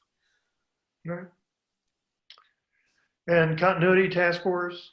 Nothing has gone on from there. No, and we're on page 64, right? Yes, we are. Okay. Yeah, we didn't have a meeting, so no. The only thing I've got is brainstorming questions about short-term and long-term shutdown. I am reasonably certain that Scott put this in here because we continue to have that as part of our weekly, now bi-weekly meetings. I don't know if there's anything that anybody has to comment on it, but Where are you? on the other discussion, brainstorming scenarios and questions. Yeah, it's a placeholder. I mean, as we get into this after the loan, what happens after the loan kind of talk, obviously it evolves, but we might want to be thinking about what reduced capacity looks like. Right. I believe that's probably a strong possibility that when we do open, it won't be at maximum capacity. And so we might want to think about those kind of things, but it's just a placeholder for, us to not forget that this is the one hurdle or one chunk of time, but we're probably in a more of a long haul for completely getting this under control. So. Well, we know at least we're covered for the next couple of months as things stand right now. Correct. And I meant getting under control of the larger issue, not the OLT issue. We've kind of got that going pretty well. And maybe reduce Other capacity. comments or announcements from folks? Steve Saban tried to say something there. I'm sorry, missed it. Yeah, and I still keep wondering if we're not going to be at reduced capacity just to, because we can't have quite as many people actually soaking in the apple pools and even staying in facilities, like in the Oak House and everything for a while. Yeah, that's right. We should be thinking about what reopening looks like. Part will depend on the governor of Colorado. When they first started, it was 50 people, under 50 people, and then it went to 10. So we'll be limited by the government up to a certain time frame. And then if he releases all those restrictions, we still have to think about what's best for our peace of mind, our staff, the members, everybody that comes. We've been talking internally, the staff, about some different possibilities. It's really brainstorming at this point, but would appreciate all of you kind of thinking about it too. One of the things Rosie said was we can't have the dorm. We'll have to just shut the door to the dorm and put a big piece of plywood on the stairway or something, because that can't be used. We may have to go to one group at a time in the pool. No social soaking. I mean, there's a whole lot of a range of options, and I think we ought to be thinking about it. Yeah, I think there's the accommodations issue. You might be able to, have everybody who's in their own bubble. That's what we've been calling it. Their own bubble would be allowed to be in a particular accommodation, including the Oak House. The Oak House might be just one group or something. I think the issue is going to be the communal spaces like bathrooms. What do you do about that? And cleaning. Cleaning is going to be an issue for any type of non-camping accommodations, and then actually using the pools. So, and I'm sure you guys have thought about this, but one possibility would, well, I don't know what you do about the bathrooms. To me, that's kind of a showstopper. Yeah, I would agree with that. I also, so you've got regulations that will be applied. We've got people's germophobias that would be applied. And I'd also be very interested in making sure we're paying attention to the economy, which could be a much longer impact on our visitation and donations. I want to add to what Scott said. My biggest concern is check-in, the staff at the front desk. we can't do, we're close to people. We're a few feet away. So keeping the staff safe is really important to me. And how we do that, I definitely, when we reopen, I want to start with a much lower quota and try that for a week. Spread people out. Maybe 5 tent campers, 5 RV campers, 2 sunset rooms, spruce rooms, the cabins, 1 or 2 oak rooms. And then give that a try and let's see how that goes for a week. And then we can always add and expand as things are good. But I want to make sure that the staff are okay because they have to deal. I mean, I've had people checking in that are coughing on us, their noses are dripping.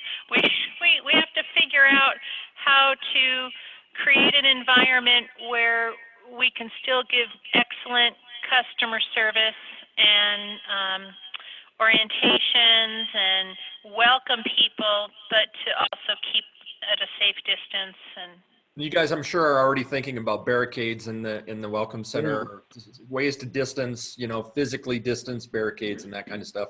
Maybe some plexiglass shields, all that kind of. Yeah, the plexiglass shields is what even the grocery stores are all using, and they're having pretty good success with that. But you have to have like a place to pass, credit cards or debit cards and cash through. And plexiglass shields, they seem to be working fairly good.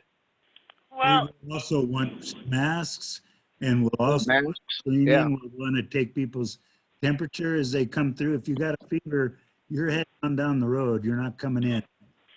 So there's a lot of details, and I think we want to be overly cautious. The worst thing we could do is open up and be a hub, a hotspot, people coming from all over the state and all over several states, and then have to close back down again. No, let's just go real slow and do this in a way that's very cautious.